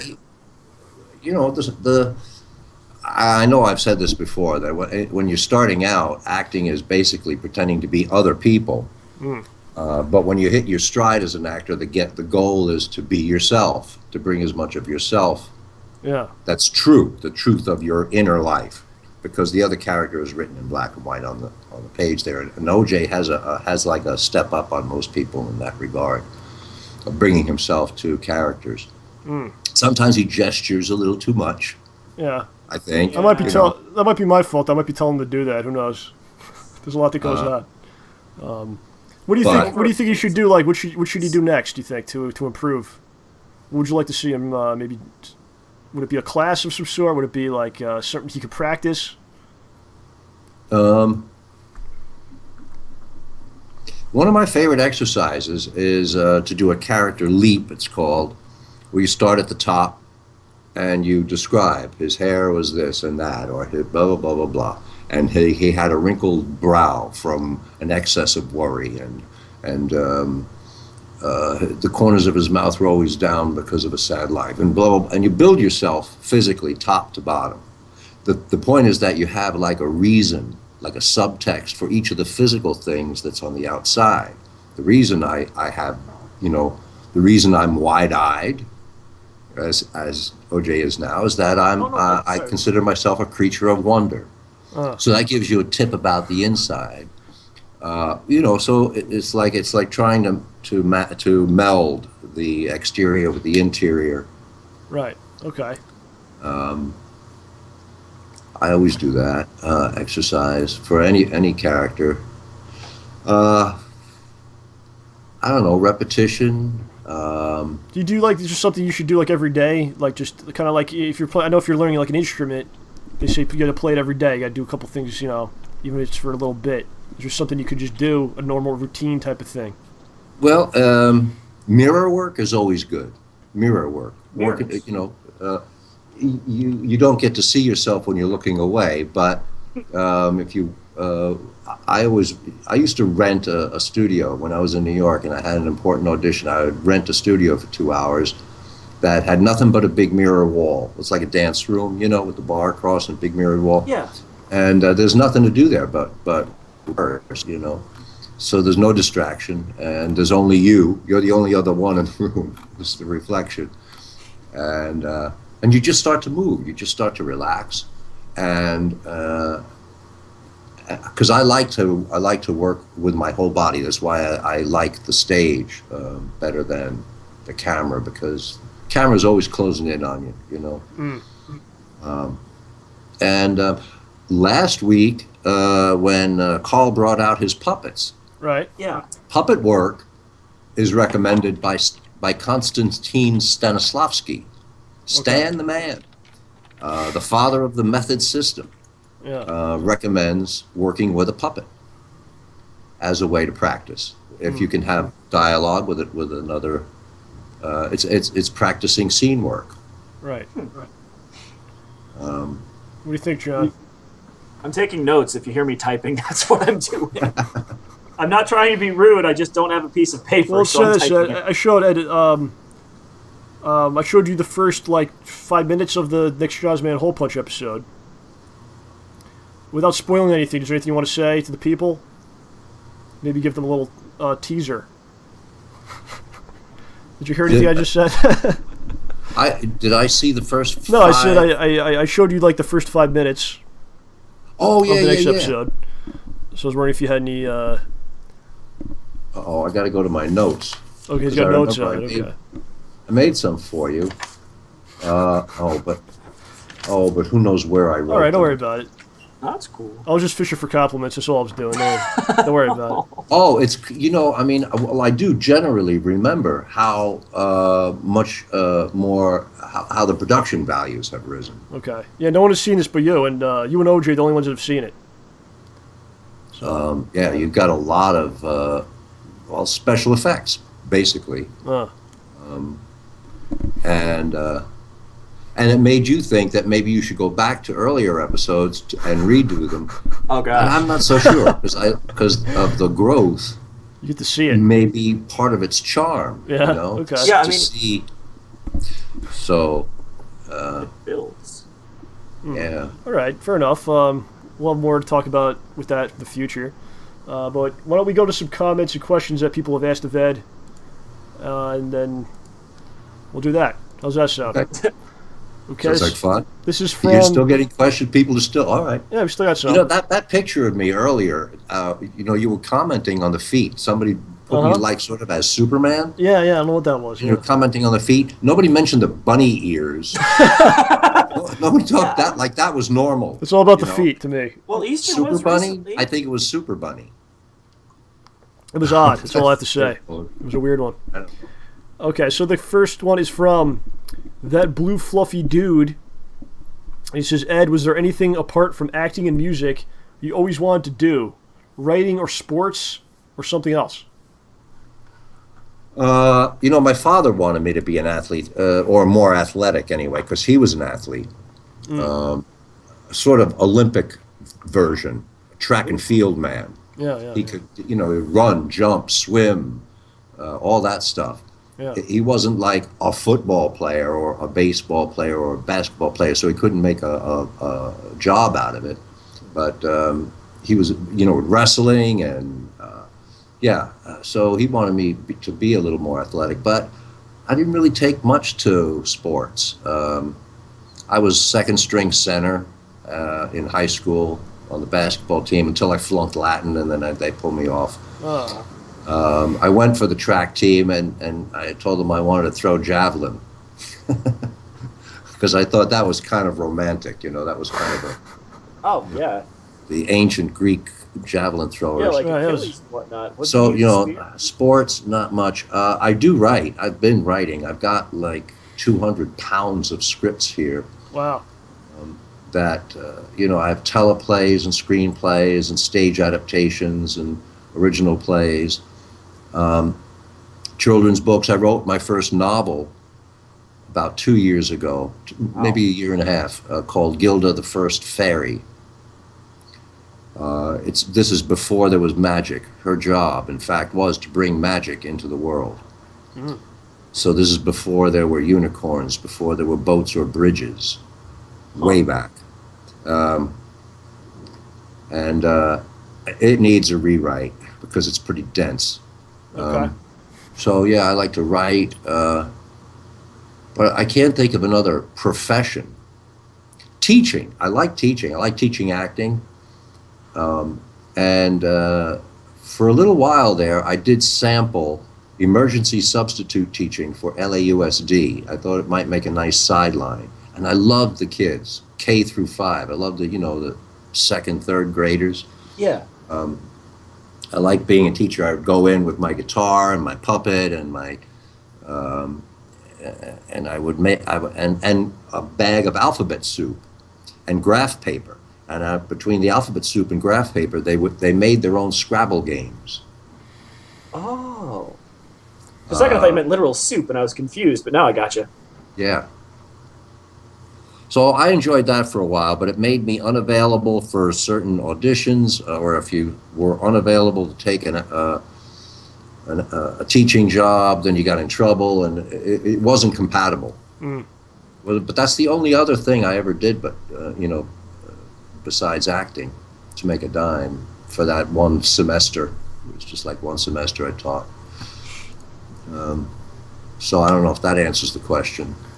I think so. When the acting bug hit me, it just sank its teeth right up to its gums, Yeah, certain people, we've talked about this before with different guests, where when you're doing something, that's what you were born to do. That's what acting was for you, I guess, right? When you do it, at home on stage, that's when that's when this is what I'm supposed to do, which is a beautiful thing. So I think a lot of people, it's difficult for them to find the thing that they were supposed to do or meant to do or something like that, right? Something unfortunate can happen when you make it your livelihood. Yeah. Because when it's your business, when it's your livelihood, you don't get to pick and choose. You got to take what you can get. If doing a children's theater production of Oliver, getting up at 5 a.m. so I could do it in a cafeteria in Hudson, New York. If that's all I could get, that's what I could get. I did that for about a year. Right. between Godspell and Equus. Yeah.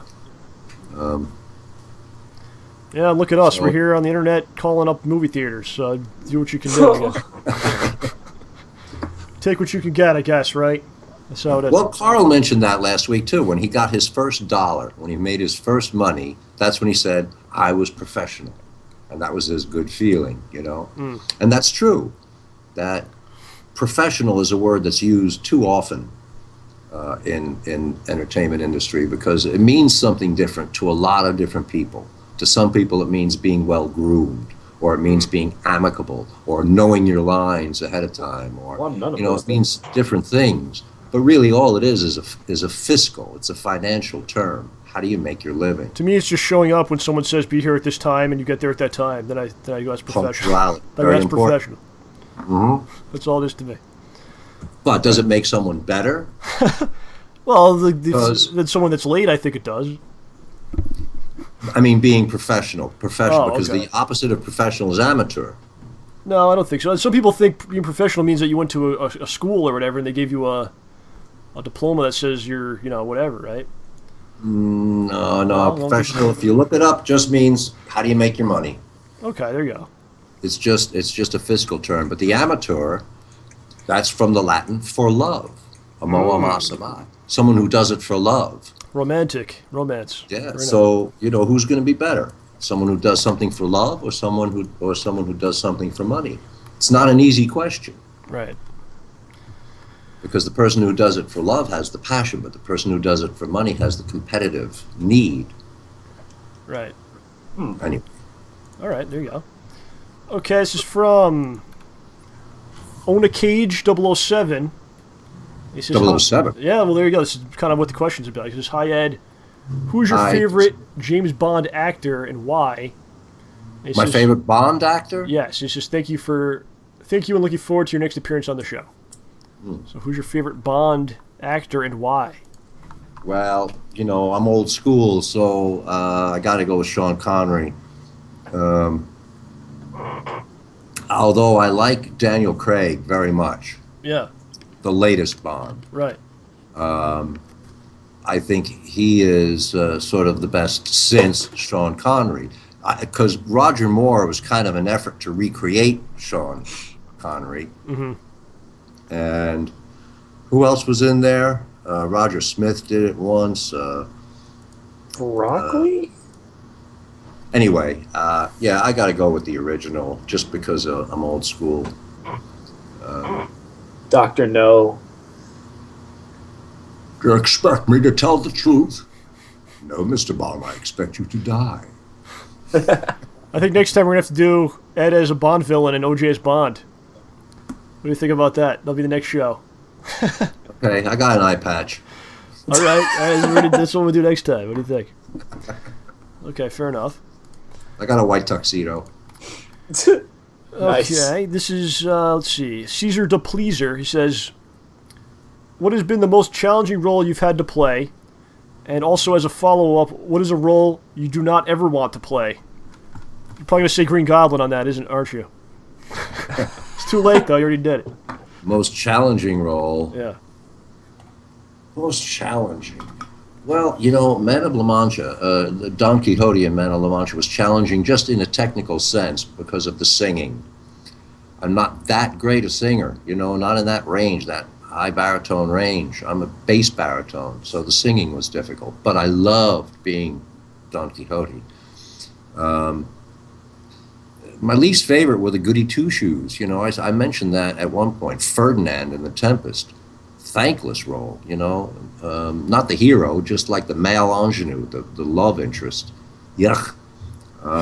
And also Albert Adam in the plays The Thing. He's the innocent. He's the one who loves the leading lady. And I found that to be a fairly thankless role, too. Not difficult, the most challenging. I don't know. Maybe Indians. I was Chief Joseph in the first act, and I was Geronimo in the second act. And they're both such different types of Native Americans. Right. and but I learned the sign language, and I signed as I spoke, and I had a good time with it. It was a lot of work, though. And a character that I'd never want to play. Yeah. I don't know. I really don't. Was there ever one you were offered a role and you were like, no way, I'm not doing this? Did it ever happen in your career? Oh, yeah, porn. Okay, well, there you go. That's something. You were offered porn? This happened to you? In the early 70s, there were two newspapers. There's Backstage and Showbiz. One came out on Wednesday, one came out on Thursday. And there was this audition for a thing called The Block. And I went to it, and they called me back. And then they asked me to disrobe. And I said, well, I don't have a problem with that if it's really integral to the plot. But then they brought girls in, and they said, "Now we would like to see you embrace." Yeah. And I thought, wait a minute, what's going on here? You know, basically what they wanted to do was check your size. Whoa. And I said, what's going on? They said, well, this was before XXX. This was when sex was simulated. Like softcore. It was softcore. Okay. But I said, I can't do that. I can't do that. I've got a legitimate career going on. And they got really pissed, and for wasting their time and for considering what they do illegitimate. Right. I don't have any problem with it. I know some people in that industry, and they're delightful. Right. They should have been upfront with you, though. But I didn't know. It sounded like a legitimate call. John, how would you handle this, OJ? If you went to a role, like take your robes off. That would be a little awkward. You wouldn't like it. No, I don't want them seeing the tattoo of a hole punch I've got on my. Anyway, so. Oh boy. Okay, there you go. So this next one is from a man named Seamus. Okay. He says, when you were portraying a character in a play or on a show, what kind of acting techniques would you use to try and make your character believable to the audience?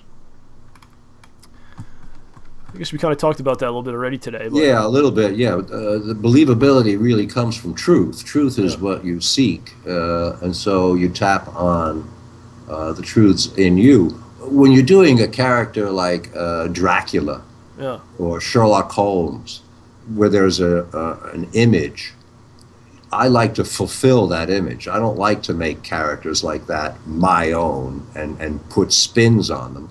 I like to do them as close to the stereotype. I don't mind, but still,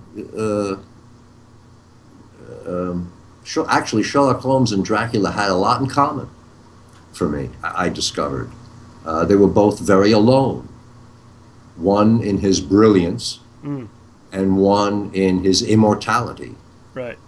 The loneliness of immortality.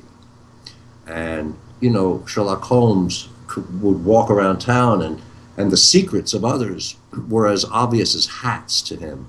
And so because he could see so much, it was disturbing, and no one could understand that. So I found similarities between those characters. Right. But to make a character believable is really just to make sense of the lines. People usually ask, they think that acting is memorizing lines and blocking. And that's the easiest thing that an actor does, is to memorize lines. If the logic of why you're saying it is there, the lines will be there. If you understand the truth. Okay. Yeah. Great. And this is from Deladrian. If Ed was to make up a story/script for a movie or book, what would you start from? A general idea which would develop further, or a perfect scene which popped in your mind from which you would develop around as a base?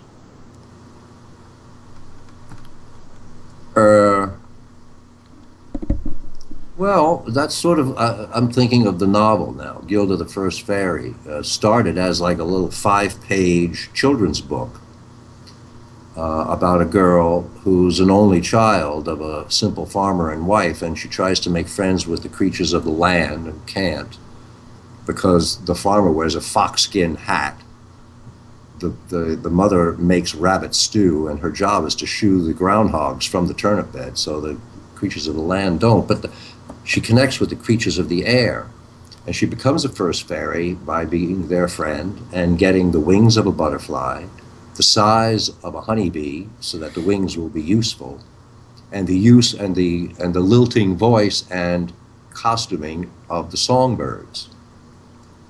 So I started with that, and that was the end. Right. That was the end, and she flew away, but she returns every year with her brood, and everybody's happy. And someone read this that I wanted to have illustrated and said, this is a great idea. You ought to, it's a good skeleton, put some bones on it. Well, now it's a 92,000 plus word novel. Wow. And it's pretty dense, like I said, but her powers are imagination and resilience.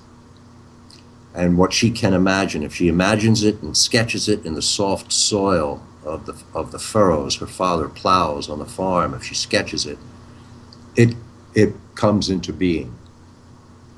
And so that began with an idea about a girl becoming a fairy, and then it grew. You start with an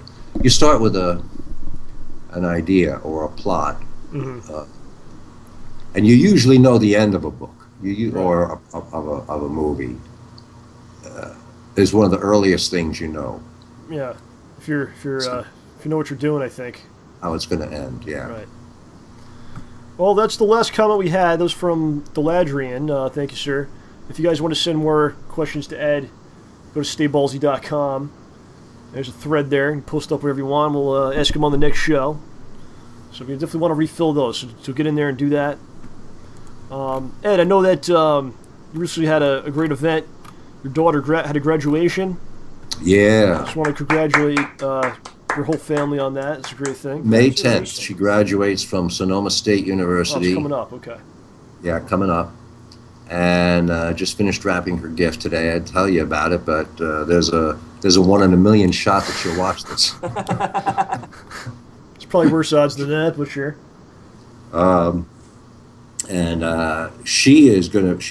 She was born in a trunk, because I'm her dad. Her mom does wardrobe. She's currently working on Glee. Oh, yeah? She does the wardrobe for that. Oh, wow. And Spencer has helped me out with a lot of shows. She visited me in West Virginia 8 months. She knows how to write. She knows how to direct. She edits. She is a great steady hand camera operator. She knows filters. She's so far ahead of me already. She's going to be a major force in this business. Great. Keep the Trotta thing going, Yeah. It's awesome. There'll be one child born in this world to carry on.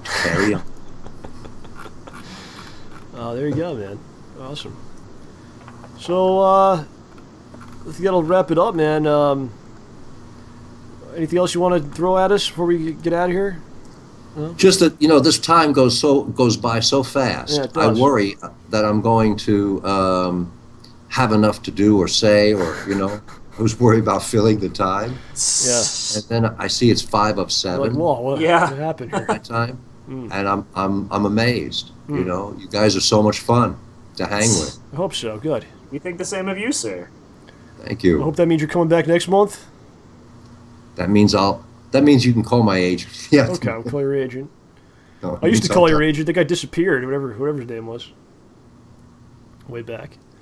But next time you're coming out, it's gonna be like almost summertime, basically summertime, which is pretty crazy. Yeah. We'll go from the second worst season to the worst season. Oh, it's already hot here, and we got a forest. We got a brush fire. It's got to be over 300 acres burned. Oh now. gosh, you got a brush fire. Yeah. We got a flood almost. Lots of rain right now. We should trade.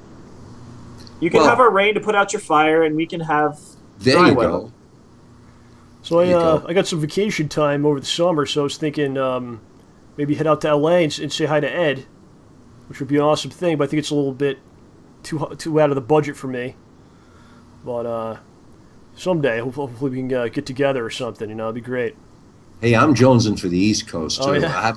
I haven't been out east since my daughter went to college. I used to take her east every year. Yeah. Just to keep her connected to her extended family. Well, it would just be great to be in the same room for once, you know. And yeah. shake your hand, sir. You know. Yeah, we could jam. We could play. We could do all kinds of stuff. Oh man, that would be crazy. There's a lot of stuff we can do. It'd be a lot of fun. So hopefully we could set that up at some point, you know. Yeah. All right, I'll do it, everybody. Go follow Ed on Twitter, Ed_Trotta.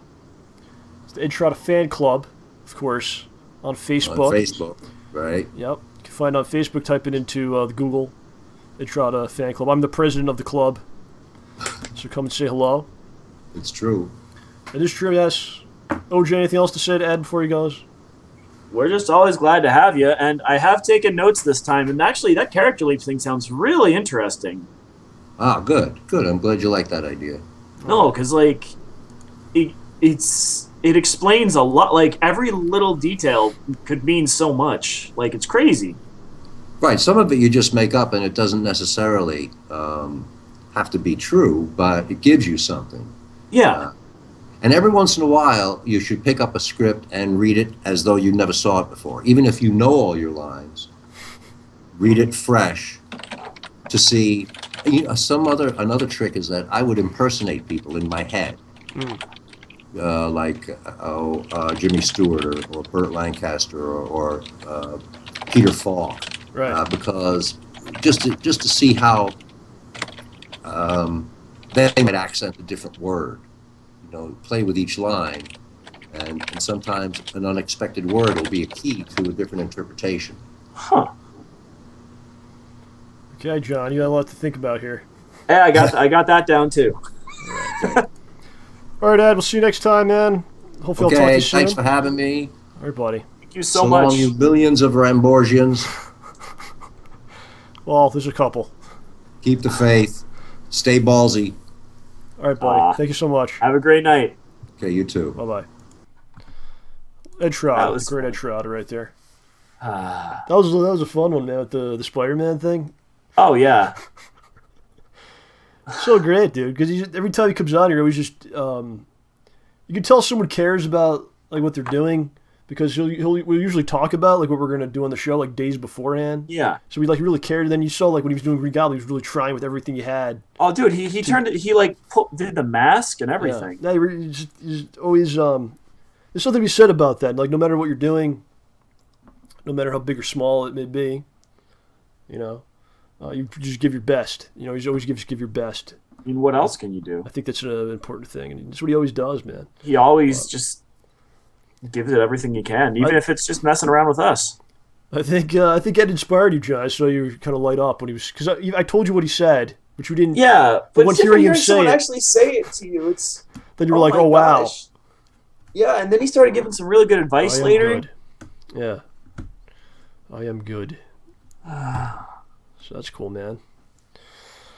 I had a really great idea about the as soon as I was done calling the theaters, I had this really great idea of what I should have been saying to them. Oh no! So what we'll do is I'm gonna write it down. We're gonna do it for when X-Men comes out. Oh then no! I'm going to do it. But I think it was a lot better than what I wound up doing.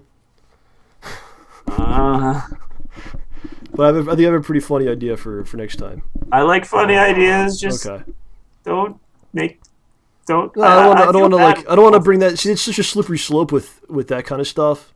Yeah. No. Because you really could be like harassing people, so we try to avoid that, and maybe try to just kind of have a little more fun with the people and not try to embarrass them or something like that. Yeah. So if it gets to the point where it's like they become upset or embarrassed or something, then we know. Then you gotta just kind of pull the plug on it. Yeah. But it's such a very delicate thing, you know, because there's real people that are working hard and working jobs. Mm-hmm. Where you don't really get a lot of respect or a lot of pay, and these are the jobs I typically have or have had. So you don't want to try to disrespect anybody. But if we can try to get to a point where they're kind of laughing with it, and maybe it's a high point of their shift, like this crazy person called, then maybe something we could do more. I don't know. We'll see. Yeah. We'll see how it goes with that. Next week we're off from the show. We got a big filming day on Saturday and Sunday, and then the following week as well. Mm-hmm. And then pretty much we're going to be done with filming for the most part. I think we're filming this weekend, the following weekend. Not the weekend after that. And then the 25th. But then the weekend after that. And then the 25th, and then we're done filming. Yeah, knock on wood. So, that's been the focus. I will admit I haven't been feeling that great the last week and this week. I haven't really felt good, just like energy-wise. That stinks. So, I don't know exactly what it is. I think it's just kind of getting run ragged a little bit with work, and then it's like, oh my god, the show. Like, I would usually wake up on Wednesday mornings like, oh my god, what the hell are we going to do on the show tonight? And of course the Schnozzman hole punch thing, which is really just sucking me dry, man. It's just we've almost gotten through it. It's like Schnozzman and hole punch just sucking the teat of me, just all the energy. They're both there all the time.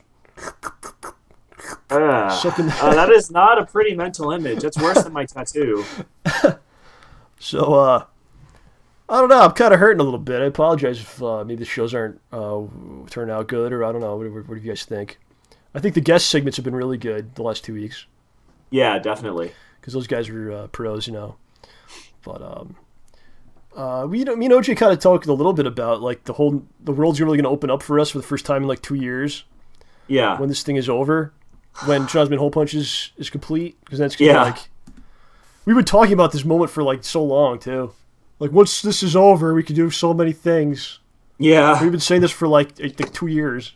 It's crazy. So I think it could be really interesting. It could be a really interesting summer. I know one thing I wanted to really get into is the music again. Yeah. Because there's so many days where I don't even get to play at all. Like I just don't even play. Mm-hmm. And, definitely want to like just grow in what I'm doing. I think I want to try to perform like live, please. Like, open mics. Just go to open mics and just do crazy shit and get a little bit. You gotta get out of the comfort zone. It's just real comfortable sitting on the internet. In the chair, and it's too comfortable. So kind of, in order to improve, you always have to kind of challenge yourself. So I think that would be like the next thing, like a stage, some sort of thing on stage. You're comfortable, dude? I've been sitting on this thing the whole time. You like that kind of thing. So that's that, guys. We're gonna wrap it up. Free comic book day on Saturday. I recommend going if you got a local store. Like, even if you don't read comics. Maybe you like the movies or something, just go and get the free stuff and just talk to some people. It's a good time, man. It's fun. That's going to be a cool day because we're going to be going to comic book day and then we're going to be filming. Yeah. That's cool, right? Yeah. Good stuff. All right. Around. All right, ladies and gentlemen. OJ, take us away, please. As only ladies you can. And gentlemen, better go to your doctors because you've just been exposed to the show. And on behalf of John Rambo, on behalf of the amazing and talented and wonderful Ed Trotta, this is OJ wishing you all a wonderful night from John Rambo Presents the show, the best and free and optional entertainment. Stay ballsy and have a wonderful day, night, morning, time. And we apologize to Miles514, who is upset that there is no show next week. And he says, this better be a groundbreaking episode. I think it will. I think it will be. And I think you're going to go, oh, okay, that's why. We'll be back in 2 weeks, my friends. See you then. Most people won't get it. But maybe, just maybe, most people should not. Talk to you later, friends. Bye-bye. Good night.